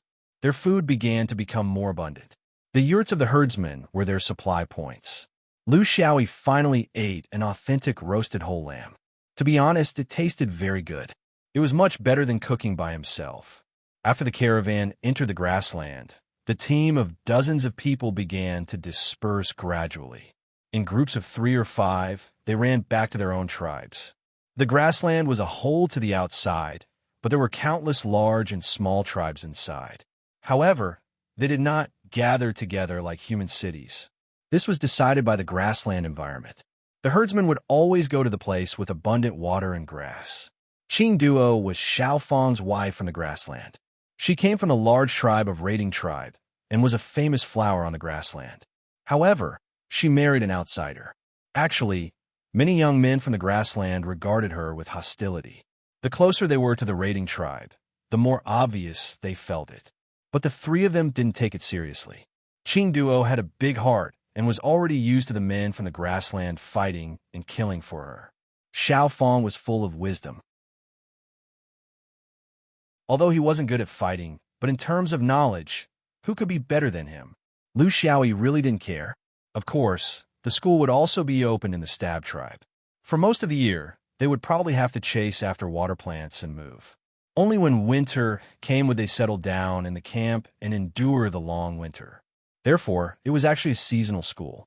There were only 4 or 5 months in a year where there were conditions for learning. Children couldn't be gathered during the herding. Fong Zihui was the same. Most of the time, he had to herd the sheep and horses with Qing Duo's family and experience the wind and rain of the grassland. When winter came, when other people started to sing and dance and enjoy the happiness of the grassland people, he would start his own education. Ideals and love should not come into contact with reality. In most cases, they would be broken into pieces by cruelty. But these things couldn't be taught. They could only feel it by themselves. It was normal if they couldn't bear it. If they could bear it, they would grow up. If it was difficult, Fong Zihui would have to bear it. Lu Xiaoyi wouldn't provide any help to him, because for him, the best result was that this guy couldn't bear it and sent him back to his parents in Snow City. That would save him a lot of trouble. Finally, it was Qing Duo's and the other two's turn to leave the group. The group now was less than half of the original group. These merchants would often stay in the camp and wouldn't herd the grassland. But Qing Duo wasn't a merchant. She was just a young woman who followed a family elder to the Central Plains for fun. She was also the best merchant. Now, it was time for her to go and find her family's herds. She was as happy as a child. Beside her, Fong Zihui was also foolishly happy. It was just that his smile was twitching a little. That was the heart-wrenching pain of his inner thighs after riding for a long time. Every time the horse moved up and down, the pain would follow. But he still persisted, clenching his teeth and enduring it. Sometimes, although the persistence of a scholar was a little unreasonable, it was also terrifyingly tenacious. It had nothing to do with whether the body was strong or not. It was a test of one's will. In the future, there would be a lot of tests like this. A few days later, the three of them caught up with Qing Duo's family's herds. Qing Duo ran towards her family members whom she hadn't seen for a long time. At this time, Fong Zihui was very embarrassed, glaring at Lu Xiaoyi. "How long are you going to follow us? We have already reached home. Do you think an ordinary herdsman's family can support 2 men who don't care about herding? You have done your duty, you can go back now. Don't you think what you're doing is making everyone embarrassed?" Lu Xiaoyi shrugged and said some nonsense that was completely irrelevant. "Did you see that? Their family only has 1 yurt.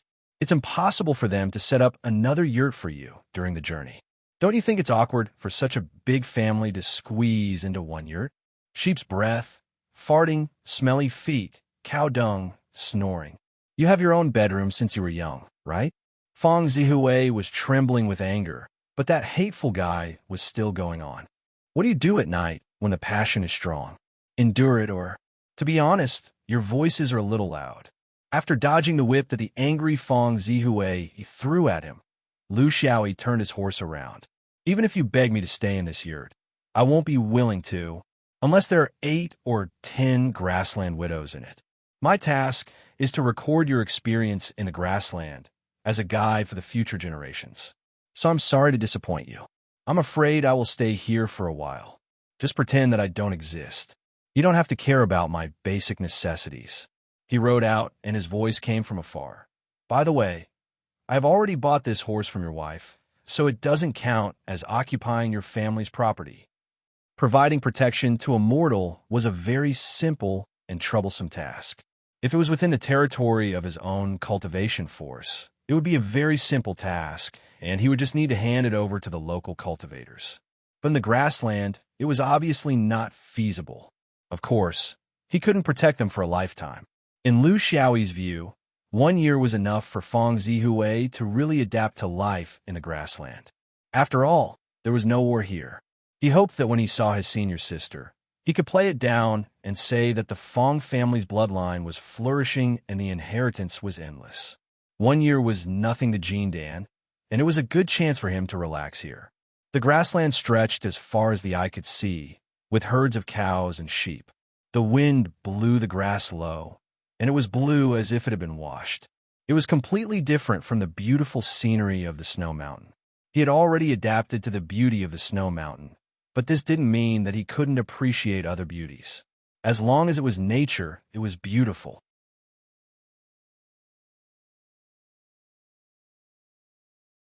Chapter 601. Fong Zihui began his new life as a herdsman. He changed from a pampered, scholarly young master to a man who rode on a horse and threw a lasso. It was hard to describe his decision. Perhaps everyone would try to be another version of themselves when they were young. Or maybe it was the reverse psychology of 20 years of hard study. Lu Xiaoyi found it strange. If he had such perseverance, why didn't he try to cultivate? It was incredible that he could be changed so thoroughly by love. But to Lu Xiaoyi's surprise, this young master actually persevered. It was early summer when they entered the grassland, and now it was late autumn. Although Fong Zihui was not a good herdsman, he followed the rules and did not drag the others down. This was a visible improvement. In a few years, he could become a real grassland man. How much knowledge did he still remember? In the nearby pasture, the herdsmen often saw a stranger riding a horse. They did not know which family he belonged to, which tribe he was from, or how he lived. They had never seen his camp or his food. He was like a ghost, wandering in the pasture. He came and went like a ghost. Some herdsmen reported his abnormality to the head of the tribe. The head sent a dozen riders to interrogate him, but after seeing the document from Snow City, they could do nothing. The tribes and the people of the Central Plains had a general trend of reconciliation. Every Central Plains person who came to the grassland would be treated kindly, especially this kind of Central Plains official who was responsible for observing the teaching. The head of the caravan did not hide his identity, and people in the tribe had also heard of him. So, the matter was left unsettled. In the past few months, in his eyes, Fong Zihui had been through countless situations. Not only did he have to deal with the daily work of the herdsmen, but he also had to deal with the harassment of some grassland wanderers with bad intentions. But the couple had withstood it. When their relationship was impeccable, their willpower was indestructible. Lu Xiaoyi, who was watching from afar, sighed. This was not the script he wanted. What he wanted most was for them to be defeated by reality, and then he could bring them back to report on his mission. But now, he decided to wait and see for another winter. If the school was properly organized and everything went smoothly, and Fong Zihui truly gained a firm foothold on the grassland, then there was no need for him to waste any more time here. In fact, most of the ordinary pasture herdsmen were forthright and straightforward. In a sense, they were not as good at playing tricks as the Central Plains people. With Xiaofang's intelligence, as long as he won the respect of the people at the border, and as long as the couple remained unswerving, staying here would not be much more dangerous than staying in Snow City. These herdsmen had not yet come into contact with the inheritance of cultivation on the grassland. Well, it was not called cultivation here, but the witchcraft. It was somewhat similar to the foundation of body cultivation, but with more mysterious things like secret incantations and worshipping gods. Lu Xiaoyi did not care much about these. He was here to protect people, not to fight with the grassland witchcraft. In the snowy mountains, he could learn from the grandeur of the snowy mountains, and in the grassland, he could experience the vastness of the grassland. The mirror was born from the heart, and enlightenment came from the scenery. With a heart that was close to nature, he could always find something that belonged to him from the surrounding environment. He was very satisfied because the grassland allowed him to open up his mind. This had nothing to do with what kind of orthodoxy was entrenched here. Cultivators should not be so superficial. This was far faster than when he was in seclusion. A secluded environment would often lead to a stagnant thought process. However, by allowing himself to wander in different natural sceneries, he was able to let his mind fly freely, and it was also his unrestrained swordsmanship. Soon, It was the end of autumn, and the grass had turned yellow. To the herdsman, it was time to return to the settlement. Qing Duo and her family were also returning. They would spend this harsh winter in the warm yurts of the settlement. This time, Fang Zihui and his wife would also have their own tent. Fang Zihui was a little impatient, because it was finally time for him to show what he was good at. Although he did not look like a scholar from the Central Plains at all, with his current skin and attire, he looked remarkably like a man from the grassland. The process was easier than Lu Xiaoyi had imagined. The people from the Central Plains had extended an olive branch, and the people from the grassland had also raised an excellent wine. This was originally a process of integration that was tacitly approved by the higher-ups of both sides. Of course, it was not difficult for them, and instead, it was supported by many sides. Fang Zihui even obtained the right to use a large yurt for the children to study in. Of course, not all of them were children. There were also many young people who were full of curiosity about the outside world. There were both men and women, and it was very lively. Teacher Xiao Fang became the main character, and Lu Xiaoyi became bored. This was because everything was going too smoothly, so smoothly that he was flustered. Winter was the most lively period for the people of the grassland, because everyone gathered together. Furthermore, the people of the grassland were a people who were good at singing and dancing, and there were endless bonfire parties. It was a place that could cure loneliness the most. Lu Xiaoyi had to admit that even he had fallen in love with this place. It was a simple and happy place. Life was just so peaceful. Lu Xiaoyi watched everything that happened to Xiao Fang in this new environment. He never interfered, waiting for him to make a mistake, waiting for him to get tired, and finally waiting for him to give up. There was always an end to winter. When early spring arrived, the herdsmen began to prepare for their annual herding.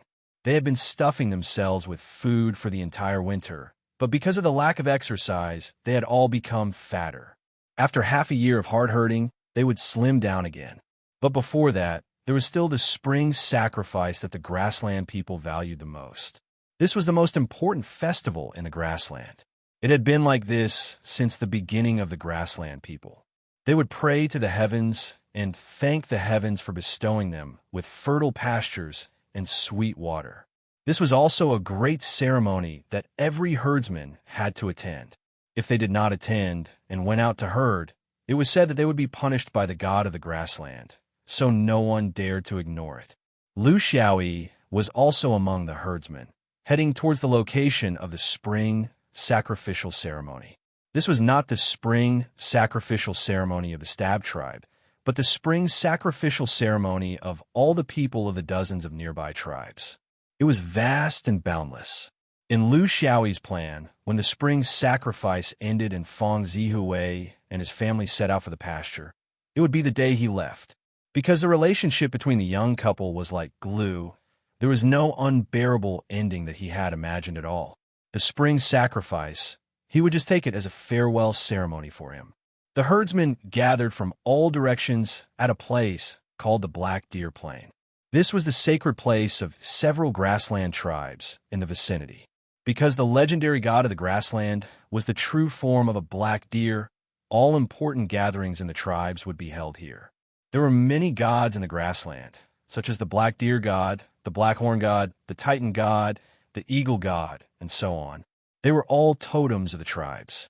The crowd grew bigger and bigger, from 100,000 to 100,000, but they were all in good order. They were not crowded and messy, but seemed to be very organized. This was not discipline, but a kind of restraint of faith.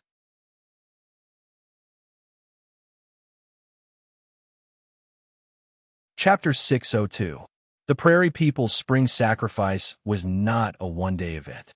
Hundreds of thousands of people gathered together, and it was difficult to complete a certain ceremony on a certain day.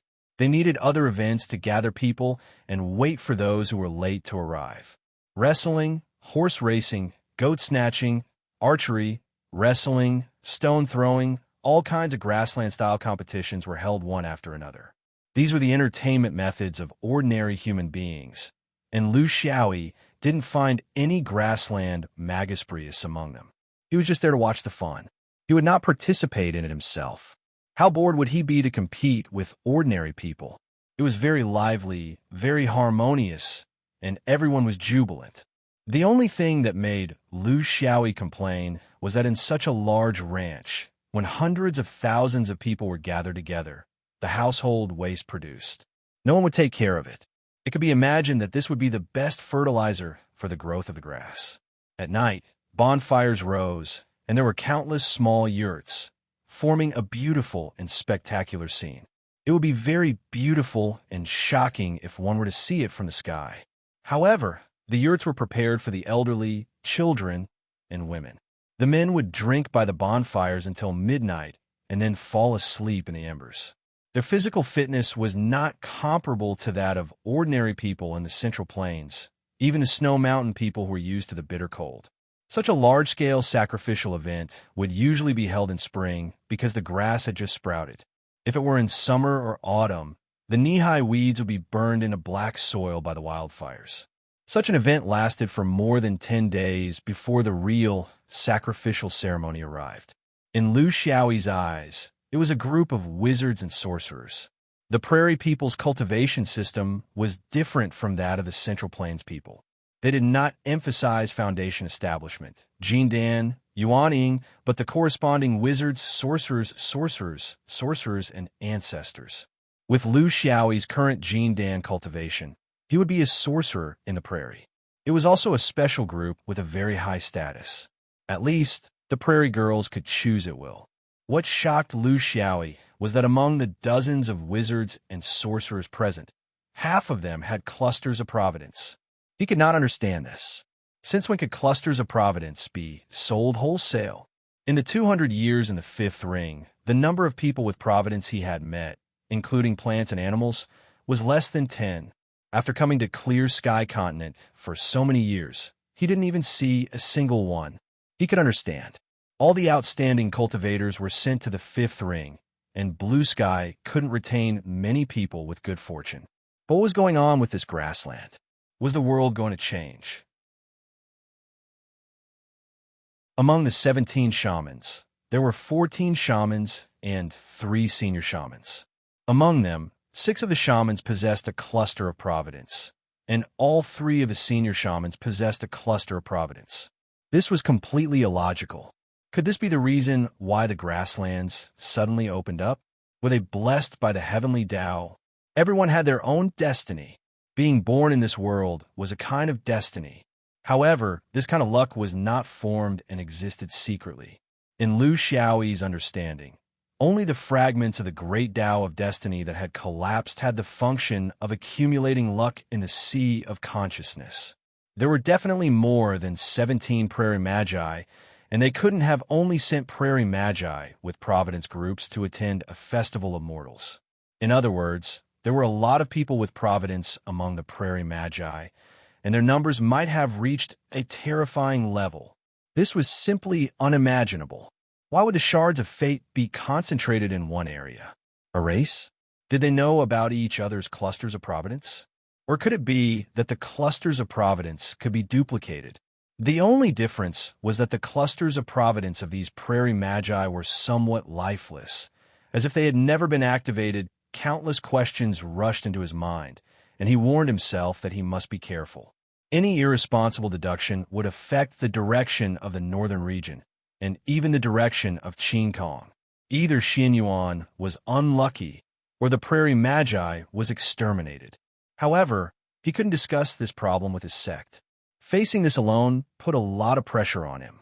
His realm was still not enough to deal with this kind of situation. The only thing he could do was to observe silently, and then hide his cluster of providence as much as possible. In fact, among the cultivators present, in terms of the size and vitality of the clusters of providence, Lu Xiaoyi, was the most abnormal. Not only were they robust, but they were also colorful. In normal activities, he usually only used one sword spirit to hide his providence.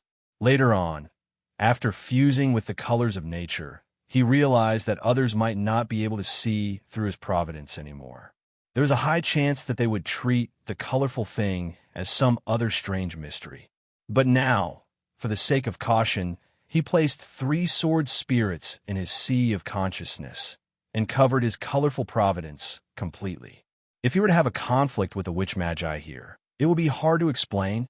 Moreover, what if this situation was a blessing for the northern region, a blessing for the common people?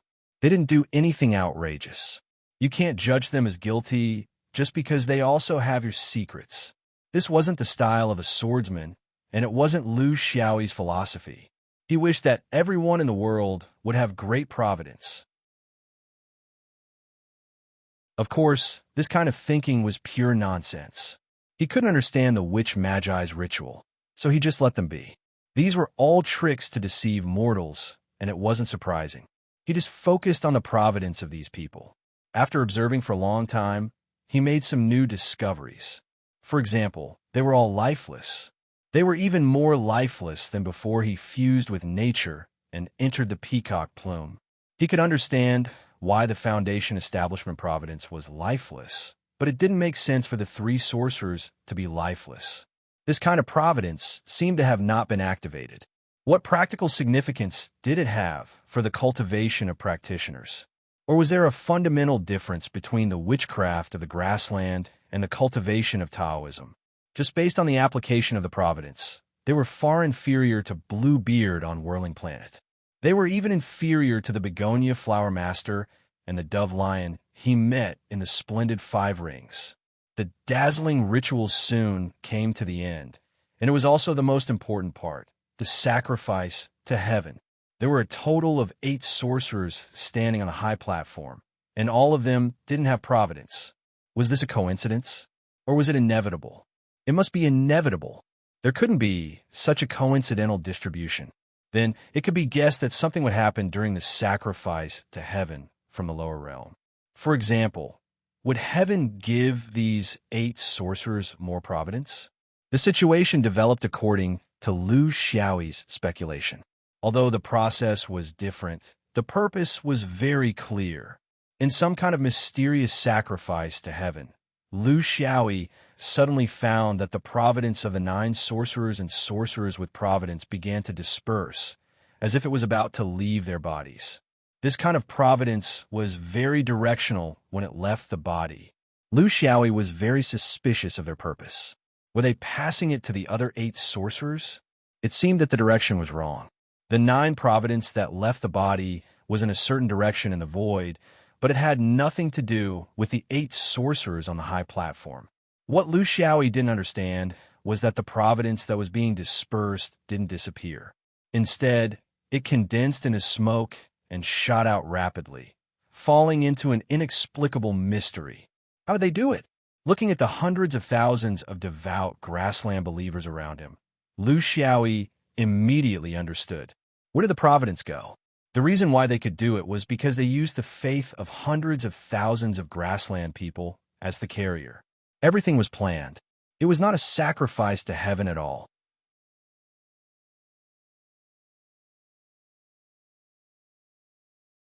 Chapter 603. Lu Xiaoyi knew that he was actually capable of intercepting this providence. His current providences were no longer inanimate objects. After several upgrades, he no longer needed to kill the other party to intercept their providences. However, in order to do this, the opponent could not be too powerful. In addition, he could not completely intercept and draw out all of the other party's providences. He could only take a part of it. For example, now, when the other party leaked their providences out of their bodies, it was a once-in-a-lifetime opportunity for him. However, he did not do so. His experience at the fish leaping cliff told him that in the cultivation world, he had to have a sense of propriety and scale. There were countless such providences in the universe. He could not take all of them. Such an idea was very dangerous. He should form the habit of allowing others to have their providences. Moreover, he was afraid of alerting the other party. If the grassland people did not have any bad intentions, his actions would be immoral. If there was a conspiracy, he might alert the other party without knowing anything. It was better to be quiet. The ritual was still going on. He noticed that the 9 cultivators who had fate clusters stopped after they forced out more than 30% of their own fate clusters. Their fate clusters were taken to a faraway place by the faith of hundreds of thousands of grassland people. The grassland people were becoming more and more crazy. Their faith was becoming more and more intense. Could it be sent further? Lu Xiaoyi danced with the gradually crazy believers around him. He hid his providences deeply and also suppressed his cultivation to the lowest level with a divine concealment spell. It was difficult to hide his cultivation level in front of cultivators of the same level. He could do it because he was far enough away and there were enough believers. Their auras were mixed, and the Magi were focused on their own matters. 2 hours later, there was a mysterious fluctuation in the sky. 3 streaks of fate descended from the sky and landed on 3 of the 8 shamans on the high platform. The 3 of them were overjoyed, but the other 5 were disappointed. This was the end. The so-called spring sacrifice was not to pray for the ordinary grassland people. It was to calculate their own providences. Lu Xiaoyi judged and roughly understood a few points. Providence could be transferred. The specific method was unknown. Providence could not be transferred at the level of the grassland people. It was not even something that great magi and magi ancestors could do. Otherwise, they would not need to use such a large number of people. Wouldn't it be better if they closed the door? Could it be a certain faction that could transfer the light from Providence?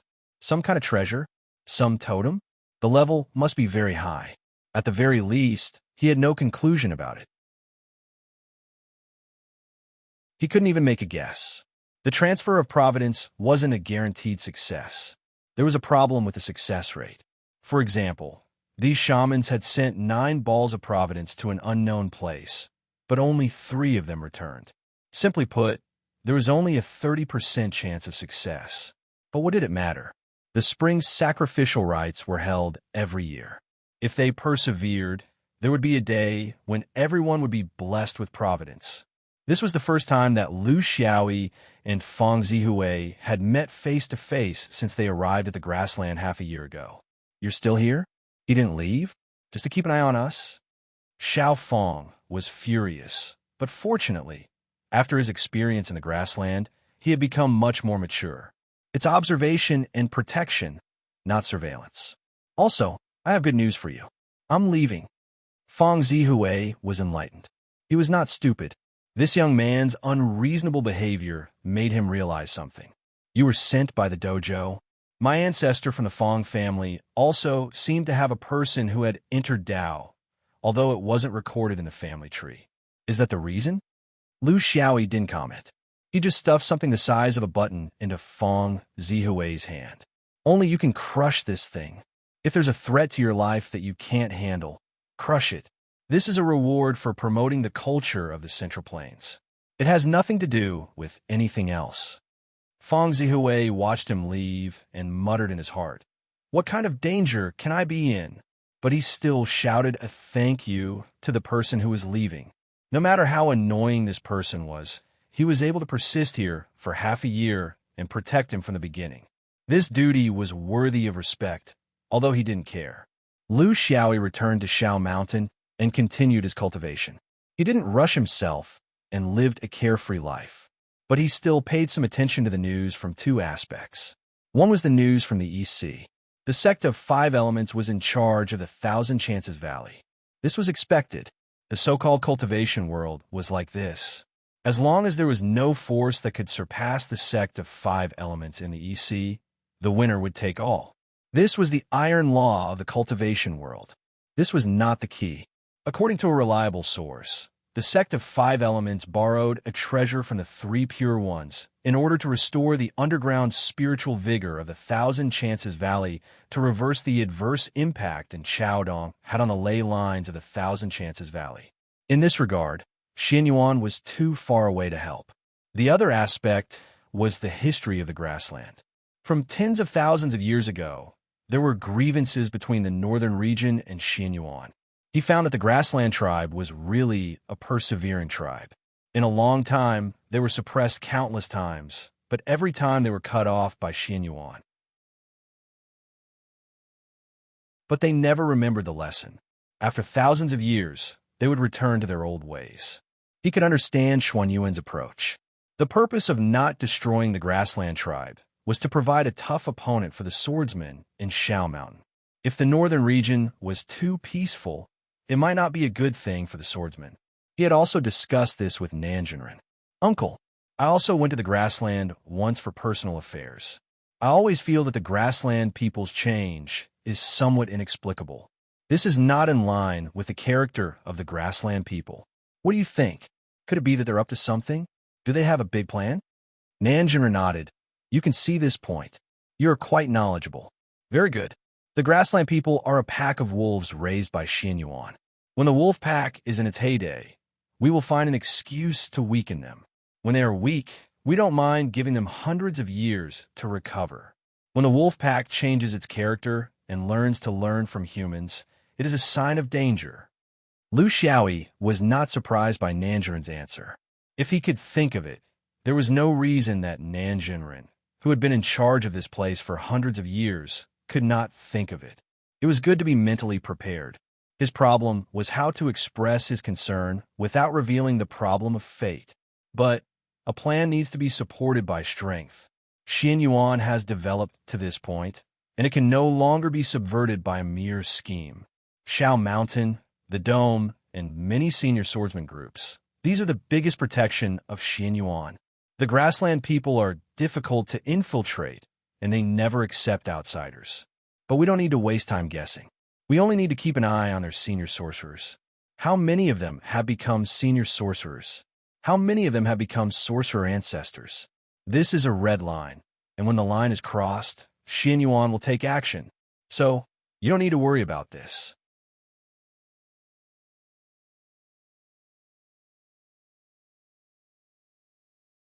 Chapter 604. What about the scholars who went to spread the culture of the Central Plains? He was still confused. Nanjinren smiled. It was a good thing that his disciple was willing to use his brain. He didn't mind explaining things more clearly. Jean Dan was the backbone of a sect. There were some things he should know. Strategy. If he can teach one, it's one. A single spark can start a prairie fire. Why stop it? The people of the grassland have only been in contact with the outside world for a few hundred years. The process is extremely slow. Whether they really want to integrate into the cultivation environment of Qin Kong, or it's just an illusion, we need time to see clearly. You have to know that the schemes in the cultivation world can easily take hundreds or thousands of years. It doesn't matter. They can do it. We can wait. For us swordsmen, as long as we have our strength, what can't we solve? In the cultivation world, massacring a city and destroying a sect was a great cause and effect. This was not like the war in the mortal world, where corpses were scattered everywhere. Mortals didn't receive superhuman strength from the heavenly Tao and didn't have a lifespan that exceeded the normal range. Even if they did, they would be punished by the heavenly Tao. But it was different for cultivators. When they received superpowers, they had to be restrained in some aspects for balance. Just like in the northern region, Xianyuan kept the grassland forces. First, they were the swordsmen needed to train their disciples. Second, Xianyuan could destroy the power of the grasslands with priests, but he couldn't destroy a human race physically. This was a fundamental difference. In the history of cultivation, there was no precedent of physical destruction, but there were many successful cultural annihilations. For example, the Five Rings and the Serious People were the best examples. The Taoist school of Taoism was unique, but they had never directly destroyed a race or even a Taoist orthodoxy. They had always achieved their goals through a long period of time. This was the true essence of Taoism, which was why the Taoist school of Taoism had been able to flourish until now. Lu Xiaoyi nodded. He understood his position from the conversation with Taoist Nan. He quietly observed and waited for an opportunity to appear. No matter if it was an individual or a sect, he shouldn't rush to a conclusion. The heavenly Tao gave cultivators a longer life so that they would have more time to weigh the pros and cons. They didn't have to rush like mortals and lament that life was too short. It would take a long time for him to deepen his understanding of the clusters of providence. What he saw now was only the surface, and he didn't understand the internal connection at all. What was the change in Shaxing's luck when he formed his core? What was Bluebeard's background on Whirling Star? Now, the grassland people were included as well. When he finally connected all these doubts together, he might be able to get part of the truth. As for the ultimate thing, who could truly see through it? Not to mention a mere Jean Dan, even if he was a real immortal. So what? Lu Xiaoyi tossed aside these questions about the overall situation and focused his attention back on his own cultivation. His recent cultivation had been rather casual, and he was still working hard in accordance with the Dafa direction he had set for himself when he formed his core. This was his foundation.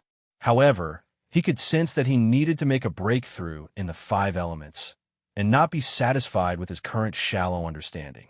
During his battle against Taoist 3 purities, he could clearly sense the 5 elements suppressing him. This situation would only become more and more obvious as his cultivation increased. He had always been working hard in this area, but it was rather difficult for Jean Dan. They didn't have the ability to comprehend the Tao like Yuan Ying did, and Xuanyuan's swordsman attitude towards external objects made it so that they didn't have any artifacts to help them. During these past few years, Lu Xiaoyi's path of cultivation had been filled with both joy and sorrow. It was difficult to describe in a few words. The joy was that he had gradually succeeded in modifying his flying swords. Thunderclap for the 4 seasons, Qianjun for the storm wall, Thunderclap for the navy, and Dark God for hidden fragrance. This allowed him to completely break away from the awkwardness of using the foundation establishment sword formation when he was still a Jean Dan cultivator. This had laid a solid foundation for increasing the power of his flying swords. He had finally found a vessel for the Bai Shun sword spirit. At the very least, he would no longer feel awkward when setting up sword formations. However, this fellow was still used to fighting with the other sword spirits for the vessel. This was a habit, and there was nothing he could do about it. The Big Dipper sword spirit had been advancing by leaps and bounds ever since he formed his core. This was because it was the sword spirit most suited to his master's technique. Just a few months ago, the Big Dipper sword spirit had surpassed the 4 seasons for the first time in the wave-bursting slope, and had become his main sword spirit. The Lux-severing sword spirit was even more ethereal. This was not a sword spirit that could improve just by passing through the wave-bursting slope. No matter how hard it tried, it would not improve at all. Its improvement was only related to the fate it devoured. For example, when he communicated with nature's fate on planet Hassa, it directly increased the Lux-severing sword spirit's level by 50. This was a rare sword spirit that focused on enlightenment. Since he did not need to use the sword chi in the sword case to break through, he placed this fellow in his sea of consciousness to help him hide his fate. Even on Mount Shao, it had never moved.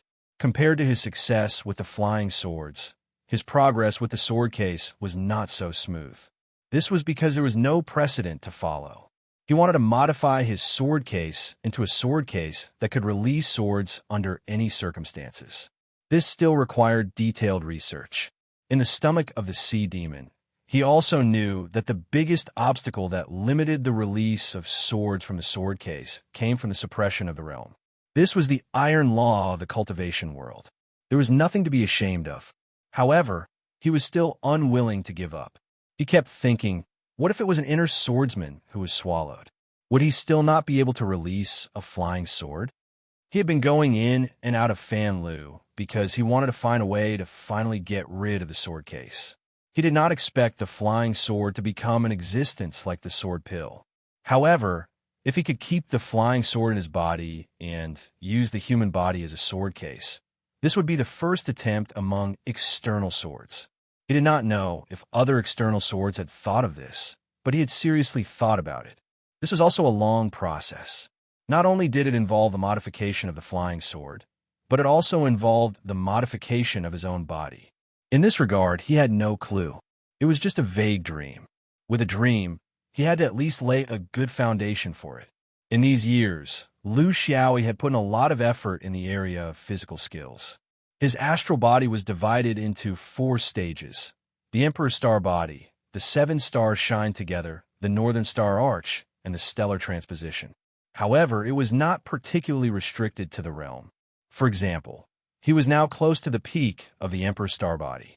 He estimated that he would reach the late stage of Jindan if he was fast, and the early stage of Yuanying if he was slow.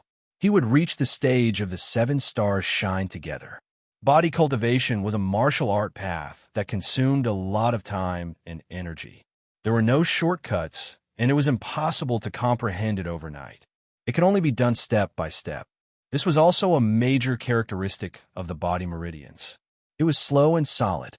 To a certain extent, the only things that could speed up this process were the environment of the stars and objects outside the stars. Unfortunately, Lu Xiaoyi did not have either. You're tuning in to the Warrior Lore YouTube channel. Don't forget to subscribe and join us on this journey to catch the most captivating stories.